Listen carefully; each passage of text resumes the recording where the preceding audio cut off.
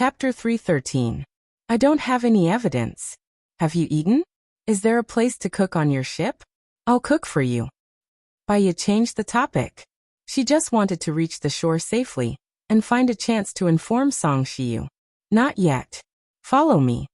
Su Jiran turned around and stopped after taking 2 steps. Baya also stopped and kept a safe distance from him. Su Jiran glanced at Baya with a cold gaze and ordered, "Take 2 steps forward." Baya knitted her brows and took 2 steps forward. Su Jiran took a big step forward and hugged her waist, pulling her to his side. "Why are you so distant?" She lifted her head to look at him. 3 years had passed, but the passage of time had not left any traces on Su Jiran's face. Just based on his appearance, he was still as handsome as ever. His pair of flirtatious eyes shone with a seductive luster. She still remembered the first time they met. Her mother had a relapse and bumped into him. Not only did he not target her, but he also helped her and allowed her mother to receive good treatment. Before they got married, he helped her find a job and solved her problems at work. He sent flowers to her company every day. When she worked overtime, he would send her supper. In winter, when her hands were cold, he would hold her hand and put it in his pocket. She remembered all the things he did for her. It was just that those things were deliberately planned by him. After they got married, she fell into endless darkness. She and Su Jiran did not have a good beginning, so naturally, there would not be a good ending. Now he was just possessive and conquering her. Love. It had long been lost in the river of time. "I haven't bathed or washed my hair for a few days. Don't you think I smell?" Baya said indifferently. Su Jiran sniffed her body and then her neck. He sniffed again. His breath fell on her skin. She felt itchy and took a step back. This action completely infuriated Su Jiran. He grabbed her chin and kissed her on the lips. Baya was shocked and pushed Su Jiran away. A sharp glint flashed past Su Jiran's eyes. He rushed over like a thunderstorm. Arrogant and domineering, he lifted Baya up. Baya sensed the danger and screamed, "Let me go." Su Jiran's sharpness grew. He said in a sinister tone, "Why should I let you go? You are my woman. I have given you too many chances in time. I won't let you go again. I won't let you go." "Don't be like this," Baya said sharply. His voice was trembling. He kicked the door open, threw Baya on the bed, and untied his tie. Baya's eyes were wide open. They were filled with fear and panic. She rolled down from the bed and hid at the side of the bed. She looked at Su Jiran defensively. Su Jiran sneered and said coldly, "Last time you said your aunt was here. It has been a few days since you left. I don't believe you haven't recovered." Baya trembled and clenched her fists. She really wanted to jump off the boat and end it all. However, Gu Lingqing was still on the deserted island. She wanted to inform others to rescue Gu Lingqing. She could die a worthy death. "I really can't. I was forced to fall into the sea last time, and I haven't recovered. Su Jiran, don't do this." Baya begged. "Don't do this? Heh." Su Jiran sneered and walked forward. Baya stood up subconsciously and stepped back. A crack appeared in Su Jiran's eyes. He said sternly, "Don't do this, or don't you want to do this? You never thought of giving yourself to me. Why should I give myself to you? How did you treat me when we were married?" Baya shouted back. "When I was young and frivolous, I was blinded by hatred. When I was young and frivolous, I was blinded by hatred. I've said that I've changed. How did I treat you? How did Gu Lingqing treat you? Gu Lingqing was the one who brought you more pain. At least I didn't have children with other women. Gu Lingqing still has Zhou Heilin's child." Su Jiran took off his clothes and walked toward Baya. "You forced me, hurt the person I love, and injected poison into me. This is how you treat me. Do you think I will fall in love with you? Gu Lingqing brought me pain because he lost his memory. I didn't blame him at all. In your heart, he is good and I am bad. What else can I say?" Su Jiran was completely crazy. He really loved her. She didn't know that after she disappeared, he hadn't slept a wink. He had already mobilized everyone to look for her. He loved her, so he tolerated and forgave her again and again. He loved her, so he offended Gu Lingqing. One must know that Gu Lingqing's power and background were very powerful. However, she didn't believe in his love at all. In her eyes, Gu Lingqing was good and he was bad. His heart hurt so much that it was about to explode. Was the heavens punishing him? Punishing him for toying with too many people's feelings in the past, so he was destined to never get the woman he wanted. Su Jiran clenched his teeth. That's right. I, Su Jiran, have never loved you, Baiye. I just don't want my things to be taken away by others, and I don't want Gu Lingqing to take them away. If they are destined to be taken away, then I will destroy them, and I will also destroy the person who took them away from me. Let me tell you, Baiye, you are just a plaything of mine. Now, whether you are on your period or not, I have decided to *CK you. Also, do you think I don't know? The person who lives on the island with you is Gu Lingqing. Other than Gu Lingqing, you are not willing to live with other men. You even went to the cockpit to look at the latitude and longitude of the deserted island. You wanted to inform his people to save him. Do you think Gu Lingqing will live past tonight? I'm sorry, but my people are already lying in ambush on the island. He is dead meat. I will not let him live. If you obey me, I will give you a way out. If you disobey me, I will make sure that you and Gu Lingqing die far away. I will make it impossible for the two of you to be together forever. Su Jiran, you are despicable. Baiye roared hysterically. In your eyes, I am already a despicable person. I am wicked beyond redemption. If I don't do something despicable, I will let you down. Su Jiran rushed towards Baiye. Baiye jumped out of the window. Su Jiran chased after her. She straddled the railing. Su Jiran's heart tightened. He stopped and shouted, "What are you doing? Don't you want to live anymore? You know that I don't want to live. In fact, I didn't want to live more than 3 years ago. This time, don't save me. Even if you save me, I won't be grateful to you, and I won't fall in love with you. If I have the chance, I will kill you," Baiye said resolutely. Gu Lingqing was dead. She no longer had the desire to live. To live, she was still controlled by Su Jiran. Chapter 314. Baiye, if you dare to jump, I, Su Jiran, swear to you that I will make Bai Bing Lu Shuang, and everyone you care about die with you, Su Jiran warned. Baiye smiled, and tears flowed from her eyes. The people I care about include you. Su Jiran paused. His soul seemed to have been hit by something violently, and he was in a trance. Baiye did not hesitate and jumped off the boat. Her whole body hit the surface of the sea, and it hurt a little. However, the pain was not in her heart, so it did not matter. She watched herself slowly fall. The surroundings were very quiet, so quiet that she could hear the sound of gurgling in her ears.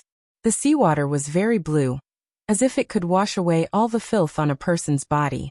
Finally, she died. If she had known that she would live such a painful life after living for 3 years, she would not have come back to life. It was a pity that she dragged Gu Lingqing down, dragged him down. It was all her obsession, her selfishness, her bad luck, her fault. If there was a next life, she would definitely not drag Gu Lingqing down again. The oxygen in her lungs was getting lesser and lesser. She clenched her fists, opened her mouth, and inhaled a lot of liquid. Her nose, chest, lungs, brain, and entire body felt so uncomfortable that it was about to explode. Vaguely, she saw Su Jiran swimming towards her. The last bit of breath flowed out of her body. Her body was as light as the seaweed in the sea, sinking to the bottom of the sea with the waves. Su Jiran sped up. Thinking that she would die, his heart ached so much that he could not breathe. He held her shoulders and swam upwards. 2 minutes later, he brought Baiye out of the sea. Baiye's face was pale, and her lips were purple. She hung her head as if she was lifeless. Su Jiran was very flustered, and he shook Baiye's shoulders. "Baiye, don't die. I won't allow you to die. Do you hear me? If you die, I will definitely not let Gu Lingqing go. If you wake up now, I will ask them to let Gu Lingqing go. Do you hear me?" Baiye was still unconscious and motionless. "Commander," one of his men shouted, lowering the ladder. Su Jiran carried her with one arm and stepped onto the rope ladder. His men pulled him up. He immediately performed mouth-to-mouth resuscitation on Baiye. After 10 times, Baiye still did not wake up. As long as Baiye did not wake up, he would not stop. After a long time, Baiye coughed softly. Su Jiran looked at Baya in surprise. She was still unconscious. His eyes dimmed again. One night Su Jiran sat at the head of the bed and looked at the unconscious Baya. His eyes were filled with emotions.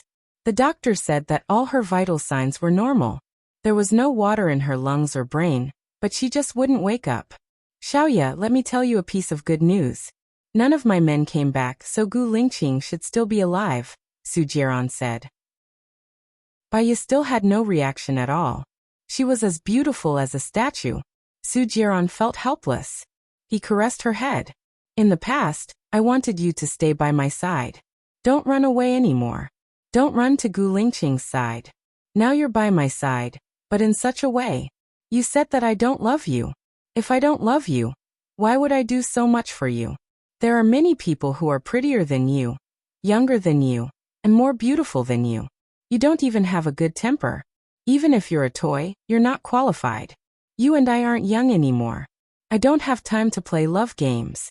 Do you know, Xiaoya? I really love you. So don't worry, I won't let you die. Even if you're in a vegetative state, I'll take care of you for the rest of your life. The only response he got was silence. Knock, knock, knock. There was a knock on the door. Su Jiran looked at the door in annoyance. Come in. Commander-in-Chief, Gu Lingqing is back. He's outside with his men. He's asking for you. Su Jiran's subordinate Hulan reported. Su Jiran twitched the corner of his mouth and smiled. He asked me for her, so I have to give her to him. Who does he think I am? Where is this place? How many men and weapons did he bring? He brought a few hundred men and they're all armed. There are also 10 tanks. It's a big battle formation, Hulan said worriedly. What are you afraid of? Do you think my men and weapons are all vegetarians? If they step into my villa, kill them on the spot, Su Jiran ordered sternly. Commander-in-Chief. Hulan risked her life to shout. She lowered her head and said, I don't think it's worth it for a vegetative state. Su Jiran slapped her. What do you mean by it's not worth it for a vegetative state? The vegetative state lying on the bed is my wife. Listen to my orders and prepare for war. Su Jiran's phone rang. He saw that it was the president's and picked it up. Jiran, what's going on? Gu Lingqing brought a large group of people to your doorstep to ask for you. Who are you hiding? The president asked, puzzled. He wants my wife. If I give my wife to him, I'll lose face. I won't hand her over to him. Let's start the war, Su Jiran said with certainty. No, Jiran, listen to me. If the internal conflict is so intense, not only will it affect the unity of the country and other parties, it will also cause international speculation and enemy countries to take advantage of the situation. It will also affect country A's status in the international community. I don't suggest starting a war. Talk to Gu Lingqing. His attitude is too firm. He's saying that I ordered you to do it, and he's trying to frame him. After all, he's the leader of the special forces and your actions represent me. So if you can't negotiate in half an hour, I'll withdraw my armed forces from your place, the president said apologetically. Su Jiran immediately understood the main point. You mean you'll help Gu Lingqing and not me? I'm not helping Gu Lingqing. It's just that if you start a war, it will really affect the unity of the country. I can only withdraw your armed forces to maintain peace, the president explained. Su Jiran understood and sneered. Gu Lingqing's people listened to Gu Lingqing and not the president. The president couldn't do anything about it, and he couldn't stop it. Moreover, he was more afraid of offending Gu Lingqing. However, he was different. To put it bluntly, he was the president's dog. Many people could replace his position. At a critical moment, the president would definitely sacrifice him. Su Jiran walked out of the car. Gu Lingqing also got out of the car. He walked in front of Gu Lingqing and went straight to the point. Do you know why Baya still didn't choose to be with you when you were released? Baya chose to be with me. Now, you're the one who imprisoned her. Su Jiran, I must take her away today, Gu Lingqing said firmly. Take her away? Do you want to take her body away? Su Jiran said coldly. Gu Lingqing's eyes were sharp. If she dies, I'll bury you with her. Chapter 315. As soon as Su Jiran finished his words, Gu Lingqing punched at Su Jiaran's face. Su Jiaran retreated a few steps and wiped the blood from the corner of his mouth with his thumb. He sneered and a sharp glint flashed in his eyes as he punched towards Gu Lingqing. The wind from his punch was strong and his speed was fast. He had wanted to beat up Gu Lingqing for a long time. When Baiya was still his woman, she came to provoke him and made him a cuckold. He had endured it until now. Gu Lingqing turned sideways and dodged Su Jiaran's punch. He held his arm and pushed him along the direction of his strength. Su Jiaran realized Gu Lingqing's intention. He held back the strength of his punch and rushed past Gu Lingqing. At the same time he kicked backward. Gu Lingqing stepped back and dodged Su Jiaran's kick. Gu Lingqing also loosened his grip on Su Jiaran. Su Jiaran punched again. Gu Lingqing pushed his arm away and also punched at Su Jiaran's head. Su Jiaran lowered his head and dodged. When his elbow hit Gu Lingqing, he was also kicked by Gu Lingqing. After that, the two of them wrestled with each other. Su Jiaran's soldiers and Gu Lingqing's soldiers looked at each other. They looked at each other, and then looked at their own boss. With a bang, the sound of a pistol was heard. Everyone looked at the person who fired the gun. Su Zheng and Gu Lingqing's father both brought a group of people. What a scandal! Gu Lingqing's father, Gu Tianhang, said angrily. Get up, all of you. Su Zheng also said sternly. Su Jiaran stood up lazily and patted the dust on his body. Gu Lingqing also stood up. He tightened his jaw and looked ahead with a cold expression. His eyes were filled with disdain for all heroes. Follow me, Gu Tianhang said to Gu Lingqing. Let's go home and drink milk. Su Jiaran said sarcastically. Gu Lingqing's sharp gaze swept over Su Jiaran. Now he knew why Baiya chose to leave him after he was released. Why Baiya insisted on leaving the deserted island, and why Baiya made him promise to live well after she died. He knew that Su Jiaran was despicable, but he didn't expect him to be despicable enough to poison Baiya. If you have something to say, come at me. Don't target Baiya. Gu Lingqing said sternly. I can do whatever I want with my woman. What does that have to do with you? Also, if I have something to do with you? Sorry, you are nothing in my eyes. I don't have time to waste on you. Su Jiaran retorted. Gu Lingqing grabbed Su Jiaran's collar and pulled him up. Where is Baiya now? I want to see her. Su Jiaran raised his chin and curled up the corner of his mouth. He said evilly, she is my woman. Why should I let you see her whenever you want to? I won't let you see her. I won't let you see her for the rest of your life. Gu Lingqing clenched his teeth and pulled Su Jiaran in front of him. You tried to kill me first. If I take you to the military court, I promise you won't see the sun tomorrow. Su Jiaran was not afraid at all. He let go of Gu Lingqing's hand and straightened his clothes. He said lazily, if you have evidence, you can take me to the military court. But don't blame me for not reminding you. If I die, I will let Baiya die with me. Gu Lingqing locked Su Jiaran in a death grip. Su Jiaran guessed it right. Firstly, there was no evidence. Secondly, Baiya was his weakness. For Baiya, he would not take Su Jiaran to the military court. This pressure shrouded his heart. He could not vent it. He clenched his fists so hard that the veins on the back of his hands were bulging. Su Jiaran seemed to have seen through it. He smiled arrogantly and arrogantly. What's mine is mine. Others can't get it no matter how hard they try. Gu Lingqing punched Su Jiaran's face again. He spat out a mouthful of blood. One of his teeth was knocked out. F***ck Su Jiaran was enraged. He picked up his gun and aimed it at Gu Lingqing's head. He loaded the gun. Gu Tianhong's eyes narrowed. He picked up his gun and aimed it at Su Jiaran. Do you think the Gu family is jealous? The soldiers saw that the situation was not right. They all picked up their guns. Their foreheads and noses were covered in cold sweat. If anyone opened fire, there would definitely be countless casualties. Everyone held their breath. The surroundings were eerily quiet. Su Zheng looked at Gu Tianhang, then looked at Su Jiaran. His phone rang. When he saw that it was from the president, he quickly picked it up. Old Gu Lingqing Jiaran, the president called. He wants us to go to the president's palace. It's urgent, Su Zheng said. Gu Tianhang was the first to take out his gun. Su Jiaran looked at Gu Lingqing coldly. He didn't want to take out his gun. Gu Lingqing pursed his lips. He was neither servile nor overbearing. He was fearless in the face of danger. He looked at death calmly. His eyes were focused and sharp. He had an awe-inspiring dignity. Su Jiran thought of the president's words. If he couldn't solve it in half an hour, his people would be dismissed. Only with power could he be invincible. He took out his gun. That's good. The president wants us to go now. I've arranged a plane. Let's go together, Su Jung said to everyone. The roaring sound of the plane's engine could be heard from afar. Gu Lingqing looked at the window of Su Jiran's villa. He narrowed his eyes. There was an obscure look in his dark eyes. If he guessed correctly, Baiya was inside. He should protect his woman. He didn't know how Xiaoya was doing now. President Palace Su Jiran was there. Gu Lingqing was there.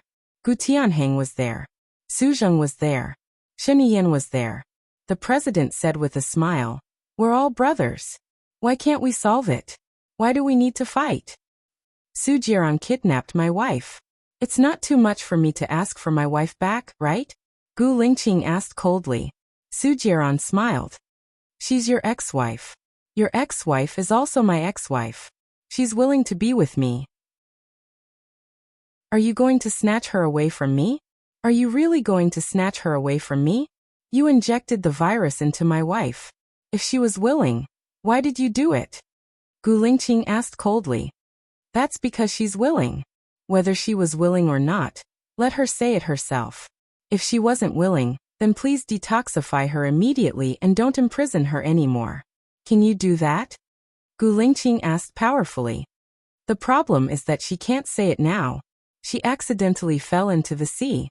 After I rescued her, she has been in a coma until now," Su Jiran said coldly. "What? How did she fall into the sea?" Gu Lingqing was shocked. "That's the question for you. She wanted to go with me, but you didn't let her. You pushed her into the sea," Su Jiran said coldly. Gu Lingqing slammed the table and stood up. He said sternly, "You're talking nonsense. Did you push her into the sea?" Su Jiran leaned on the chair lazily.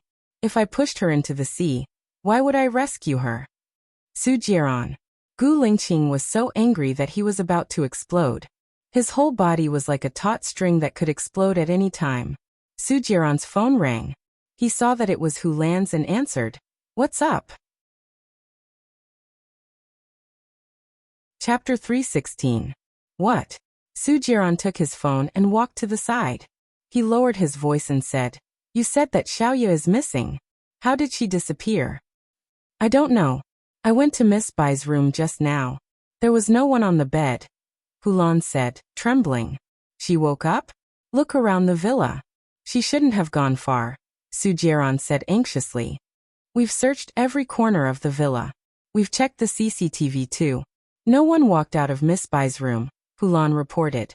Su Jiran understood. He swiped his phone and strode towards Gu Lingqing. He picked up Gu Lingqing's collar. Gu Lingqing pushed him away and said sternly, "Get lost." "Gu Lingqing, are you crazy? Without me, Baiya wouldn't be able to live for more than a month. You actually got someone from the shadows to kidnap her?" Su Jiran said angrily. Gu Lingqing frowned. "What do you mean by that? Xiaoya was kidnapped?" Su Jiran saw the clues. His heart skipped a beat. He had a bad premonition and a chill ran down his spine. "It wasn't you?" Gu Lingqing was also worried. "Where is Xiaoya now? Who would kidnap her?" "Su Jiran, how many people have you offended?" Su Jiran sat on the sofa.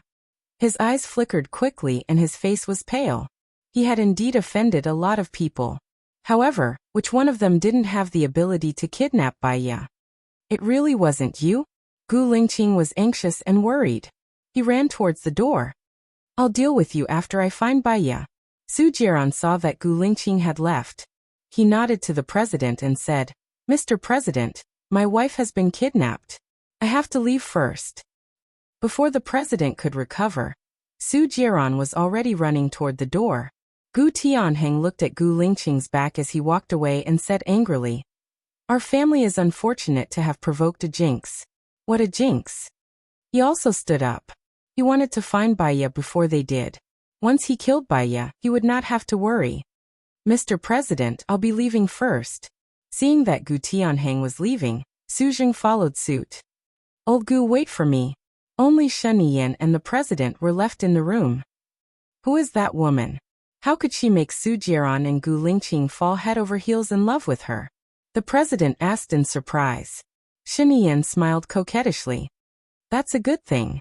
Gu Lingqing and Su Jiaran are restraining and suppressing each other. If Gu Lingqing had married Su Zheng's daughter, Gu Lingqing would be the president instead of me. You're right. But will it affect the internal unity in the long run? Gu Lingqing has the military's morale and Su Jiaran is cruel and merciless. Both of them are not easy to deal with. You'll be in office this year, but you're still young. You can't have any accidents, the president said worriedly. Shen Yan swirled the wine glass elegantly and looked at the red liquid in the glass charmingly. He said confidently, "What if I have all of their weaknesses in my hands?" What do you mean? The president did not quite understand. Shen Yan smiled meaningfully. His eyes were unparalleled and full of confidence. The president saw that he did not say anything and nodded. He was quite satisfied with his son's performance in the past few years. It's good that you have your own plans. Remember these words from your father. A lack of forbearance in small matters will spoil great plans. You must be ruthless and not soft-hearted. You're an emperor. You must prioritize national affairs. You must pay equal attention to kindness and authority. Check and balance are the most important. Know yourself and know your enemy. Only then can you win every battle. Okay, Shen Yan answered. By the way, after you take office, marry Princess Anna of Country K. Country K is very important to our stability in the international market, and is also an important diplomatic support for our country. In addition, her mother is the Princess Royal of Country S. Country S is a big country with oil and mineral resources. She needs to visit her uncle more often. The president told him. Shen Yan looked down. His charming eyes were dark and gloomy. He put down the wine glass and said, "Dad, have you ever thought of marrying Su Jiaran's mother?" The president shook his head. "I can distinguish between national affairs. If mother asks you to break off your relationship with Xiongdani, will you do so?" Shen Yan asked. "I will, but your mother is very virtuous. She is well educated and tolerant. I'm very lucky to have her." When the president mentioned his wife, his face was full of tenderness. Shen Yan chuckled. "I saw a joke the last time. The wife asked her husband, 'If your mother and I fell into the river at the same time, who would you save first?' The husband asked, 'Your father and I went to visit prostitutes together and were caught at the same time. You only have enough money to bail out one person. Who would you save first?' What do you mean?" the president asked. Shen Yan smiled. "Since she is already very lucky, I should treat her better. I'll take my leave first." The president was speechless. Shen Yan stood up and adjusted his clothes. He looked at the president. "Soon, you will no longer be the president. You can retire and not be responsible for the country. Will you marry Su Jiaran's mother?" The president shook his head. Shen Yan did not say anything. He turned around and left. 1 day, 2 days, 1 month, 2 months, 1 year, 2 years, spring passed and autumn came. 2 years had passed. Gu Lingqing did not find Baiya. Su Jiaran did not find Baiya either. Gu Lingqing caught Chen Bin, the fisherman, and the assassin. Lu Xingzhou was sentenced to death. In the same year, Luliang City and the people from Xinjiang Construction Company were also sentenced to death. Xing Bachuan took advantage of his position to seek personal gains of up to 1.3 billion yuan. He was sentenced to 15 years in prison and deprived of political rights for life. Xing Jinyan was sentenced to 13 years in prison, and all his assets were confiscated. The strange thing was that Lu Xingzhou and Luliang City did not mention anything about the massacre of the village. Even though they were sentenced to death, they did not say that they had anything to do with him. Therefore, among the 5 people who massacred the village, other than Governor Cheng, Luliang City, Lu Xingzhou, and Xing Bachuan, there was one more person. There was no clue at all. Gu Lingqing vaguely felt that the person who disappeared in the end must be someone of high status and power. He was so important that even a sinister person like Lu Xingzhou did not dare to mention him. Could Xiaoya have been taken away by that person? Unfortunately, that person and Xiaoyu seemed to have vanished from the world. There was no news at all. During the first year of Bai Ye's disappearance, Gu Lingqing often woke up from his dreams. Every time, he dreamed that Bai Ye's face was covered in blood and he was begging him for help. When he woke up, he was at his wits' end again. Alcohol and cigarettes became necessities in his life. Because of excessive drinking, he had a gastric hemorrhage. He went to the hospital for emergency treatment and almost died. He was still alive. Subconsciously, he wanted to go with Bai Ye. After he was saved, he continued to drink and smoke. He was depressed until one day, a farmer sent a child to him. Chapter 3:17. He asked the farmer how he and Bai Ye's child came to be. The farmer said that more than 6 years ago, a man gave him the child and let him raise it. He gave him 3,000 yuan a month. Then, the man asked him to send the child to a man named Gu Lingqing. He didn't know anything else. He asked the farmer if he could describe the man's appearance. The farmer shook his head and didn't say anything. He didn't know if the farmer didn't know the man's appearance, or if he really didn't know. He checked the farmer's background and the people in the farmer's village. There was no problem. The farmer was an honest farmer who lived in a remote mountain village. The others didn't know where the child came from, and they had never seen the man that the farmer mentioned. He wondered if the reason why he returned the child at this time was because he didn't want to see the farmer give up on himself. The child must have been taken away by someone on his side. He went to visit the chief that he had met when he was on a mission, General Kai Qingyan. Unfortunately, General Kai Qingyan had already passed away 3 months ago when he arrived. Everything seemed to be a mystery. He couldn't find the exit, nor could he find any clues. He named the child Gu Yan to continue their relationship, to continue all the unfinished love. He also temporarily left the military and inherited the family business. If he found Bai Ye, he would bring Bai Ye to travel around the world and live a peaceful life. Unfortunately, another year passed, and he still couldn't find Bai Ye.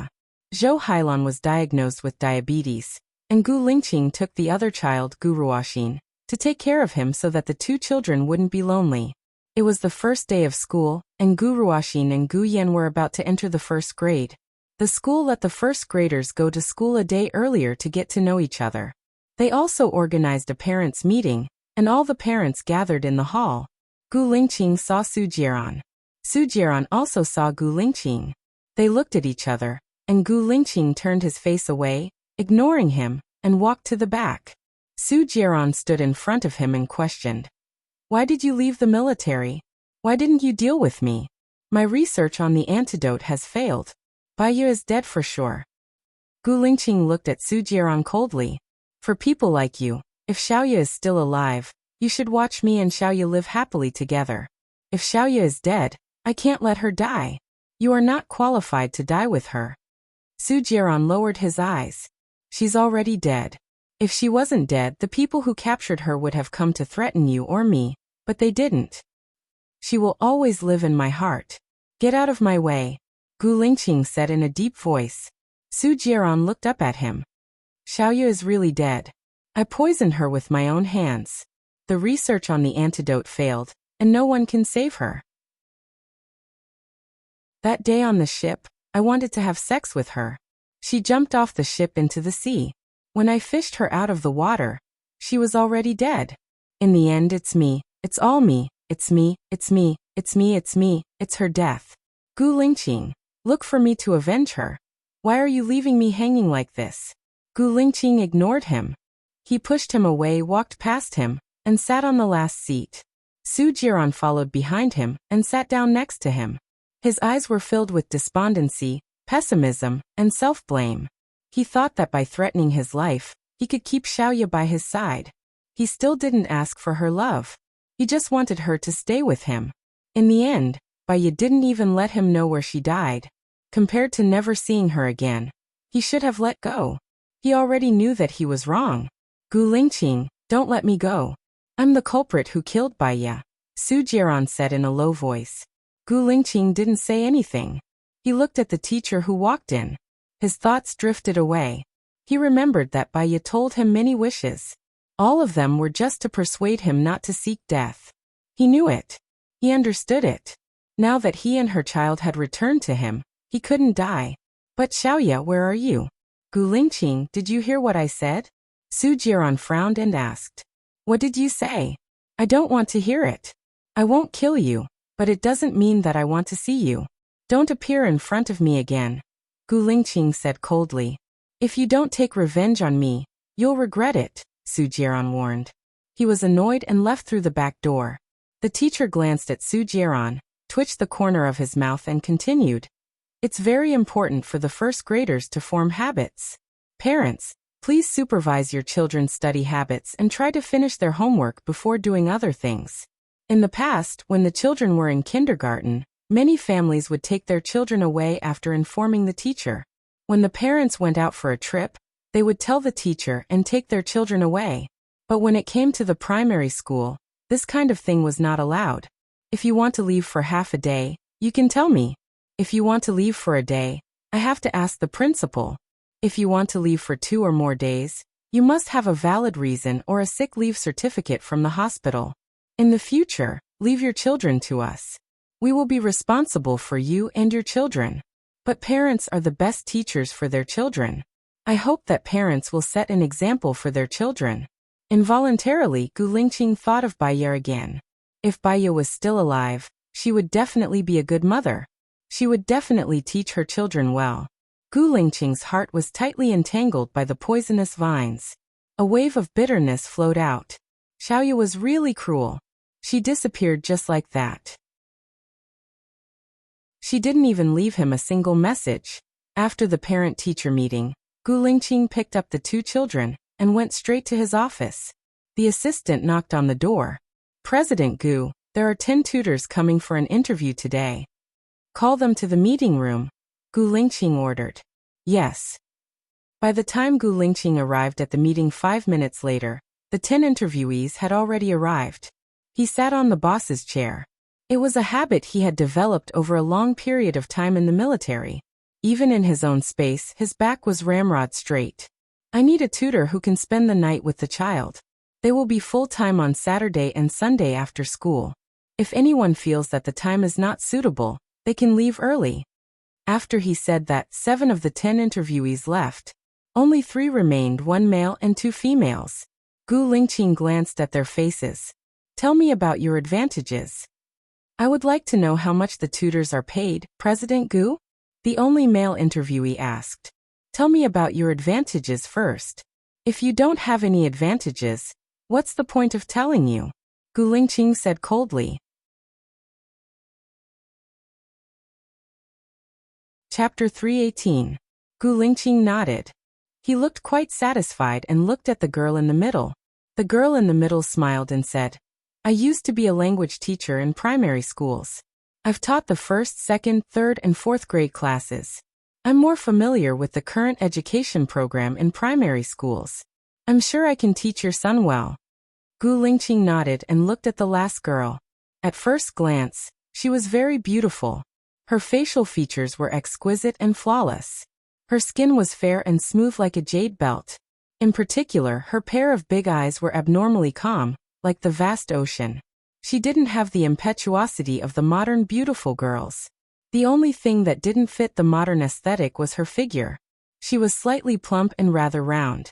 Hello, Mr. Gu. My name is Wu Nian. I'm 28 years old this year.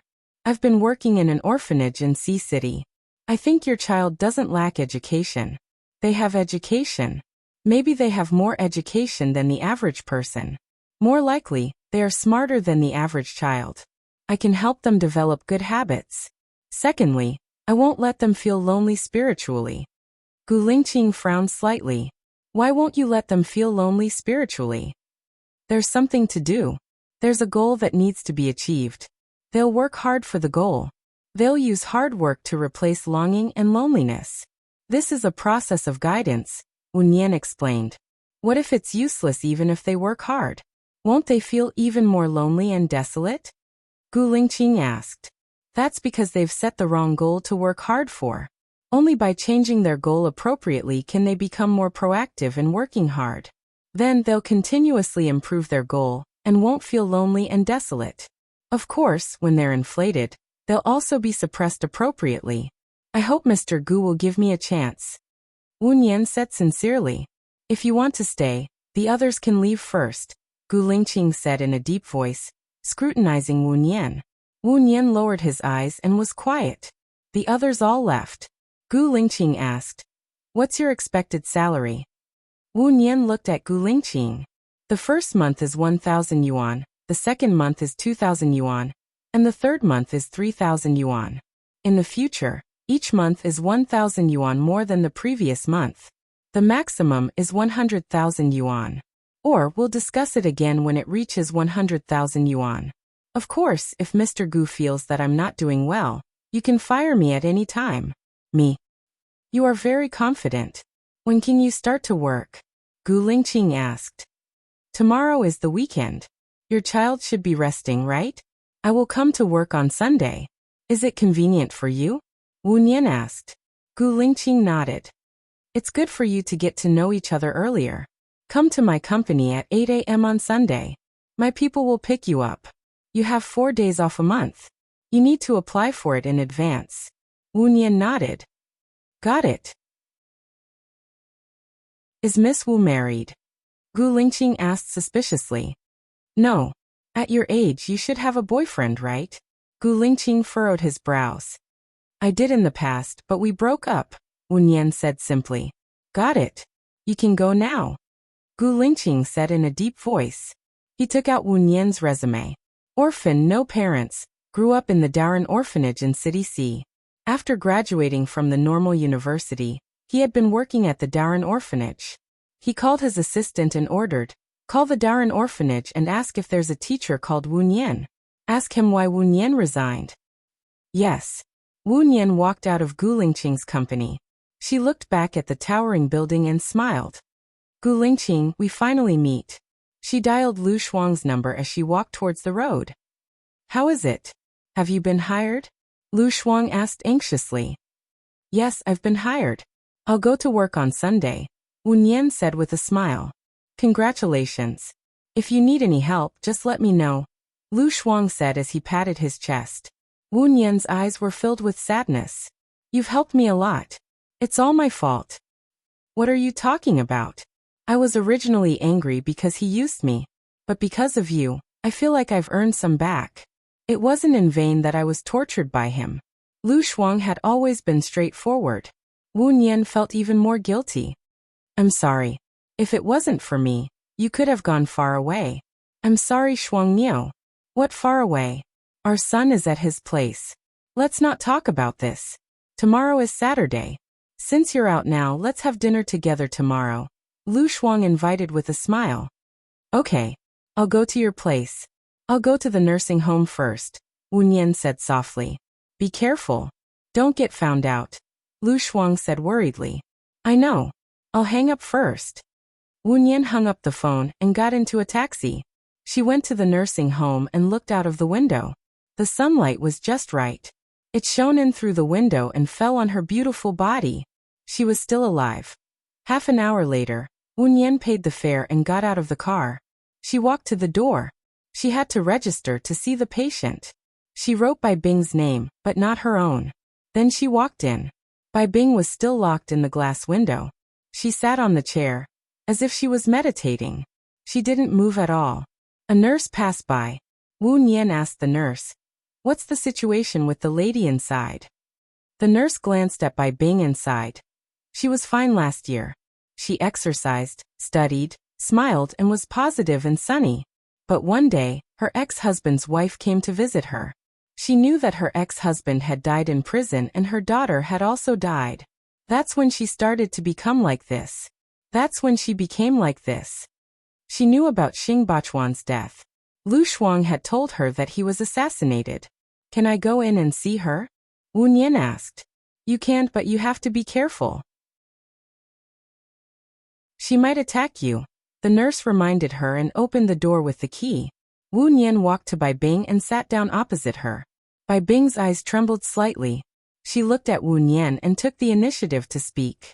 Xiaoye told me that as long as I become better and better, he would be enchanted by me the next time we meet. Now that Bachuan is dead, What's the use of me becoming better and better? A dead person still has a soul. Maybe he's looking at you in this room right now. Do you want him to see you become better and better? Or do you want him to see you become more and more haggard? Wu Nian said softly. Does a dead person really have a soul? My husband is dead, and my daughter is also dead? Bai Bing held Wu Nian's hand emotionally. Chapter 319. Bai Bing looked at Wu Nian blankly.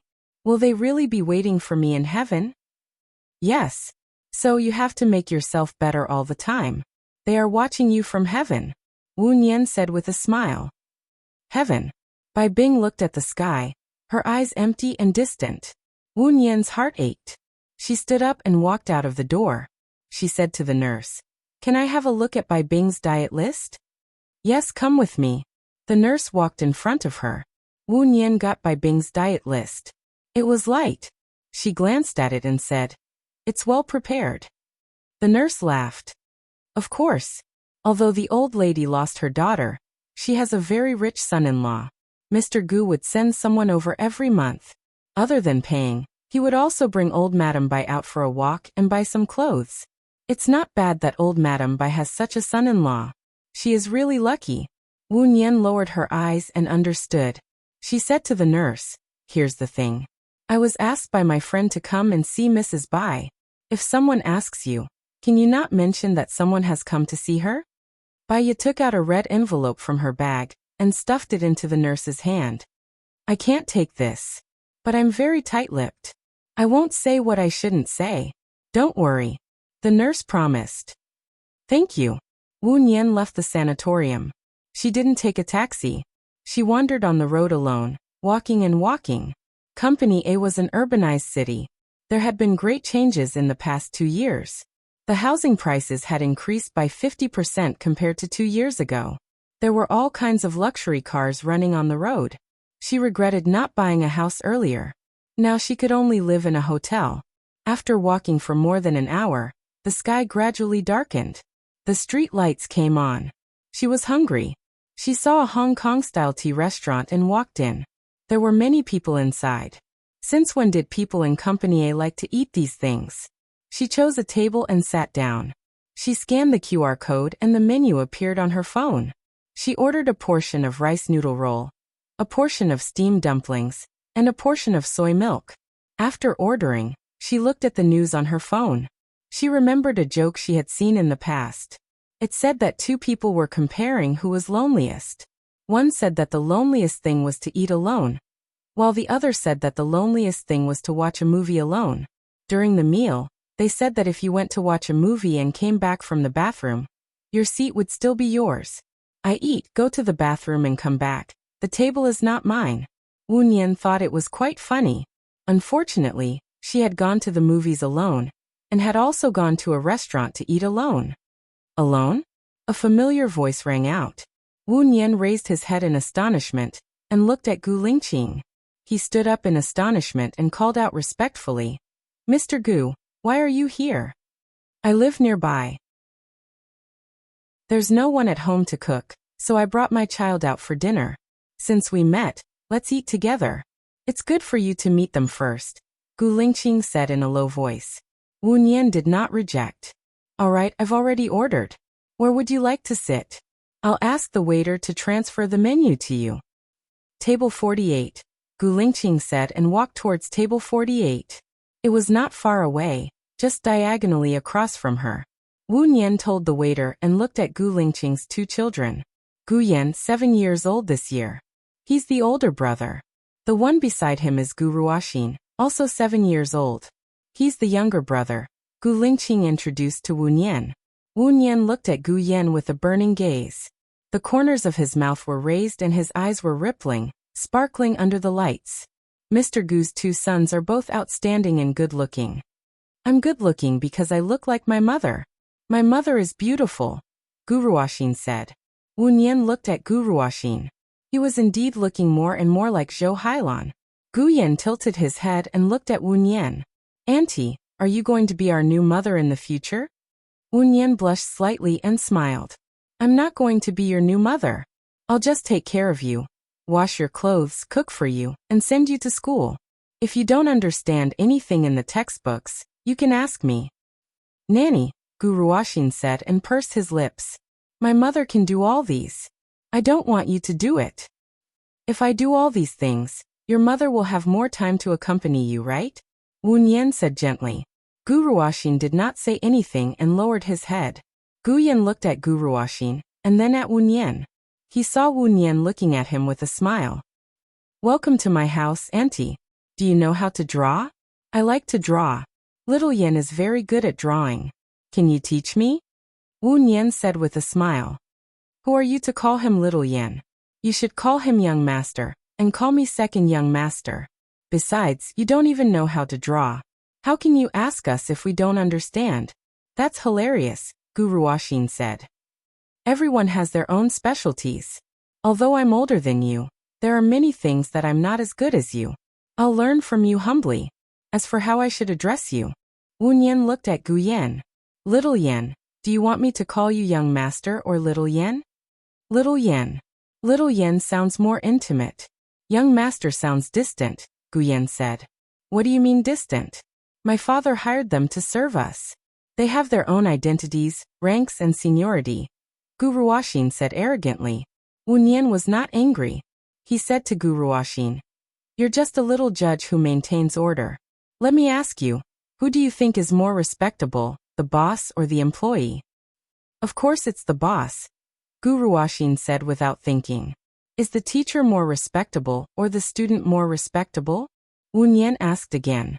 Of course it's the teacher. Guruwashin was very sure. What if the employee hired by the boss is the boss's teacher? Guruwashin paused. He thought for a while and said, Boss, the one who pays is more respectable. Then what if the boss doesn't have the technical support of the teacher? Will the company close down? Guruwashin did not say anything. He was a little annoyed. What nonsense are you talking about? I'm talking about seniority. Why are you talking about it? Gu Lingqing looked at Wu Nian and did not say anything. He wanted to see how Wu Nian would handle it. Wu Nian smiled good-naturedly. The dishes are here. Let's eat first. I'll go wash my hands. Wu Nian stood up and walked to the washroom. When she was washing her hands, Gu Lingqing appeared beside her. I want to know how Mr. Wu will handle it, Gu Lingqing asked. Because the child is yours, I didn't say it in front of the child. I want to have a deeper conversation with you, Mr. Gu. Can you give me half an hour on Sunday? Wu Nian asked with a smile. Chapter 320. Wu Nian smiled. Of course, that's not a problem. Gu Lingqing furrowed his brows slightly. You're very confident? I can't think of anything else. Even if I beg you, will you let me stay? Also, I'm only offering a salary of 1,000 for the first month, 2,000 for the second month, and 3,000 for the third month. If you want to fire me, I won't feel that it's a pity. When I'm earning 1,000, 2,000, 3,000 per month, you will fire me. If you fire me, don't even think about the future. Wu Nian said word by word. Gu Lingqing was a little dazed. He said that he found her voice very familiar. It was so familiar that even after she left, he was still thinking about what she said. So much so that when he saw her here, he would take the initiative to greet her. Now that he thought about it, her voice was very similar to Bai Ye's. Can you sing? Gu Lingqing suddenly asked. Wu Nian was stunned. He changed the topic so quickly that she couldn't react for a moment. A little. Why? Let's go to KTV tonight. You can get to know the children. Gu Lingqing didn't ask if she was free. After saying that, he walked out directly. He was still as domineering and fierce as he used to be. She also wanted to interact with the children, so she didn't reject him and followed behind him. The two children sat together. Gu Lingqing sat first, and Wu Nian sat next to him. Auntie, what's your name? Gu Yan asked with his head tilted. His eyes were curved, and he seemed to be very interested in Wu Nian. Wu Nian, my name is Tian Wu. It means to think about, Wu Nian explained gently. Wu Nian, this name sounds a little sad, or maybe it's a feeling of heartache. My name is very good. Gu Yan, it means continuation. My mother is missing, and my father hopes to find my mother, so he gave me this name, Gu Yan said with a smile.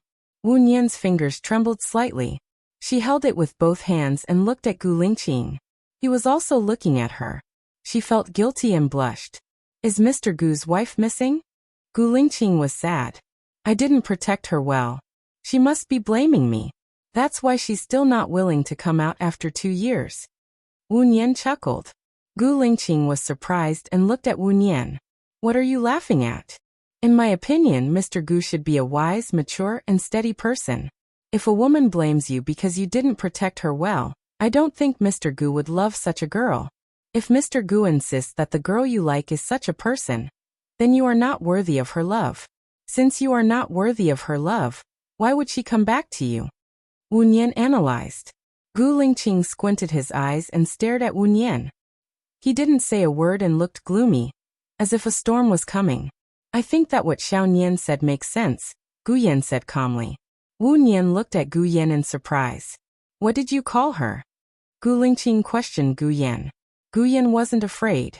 He smiled like a crescent moon.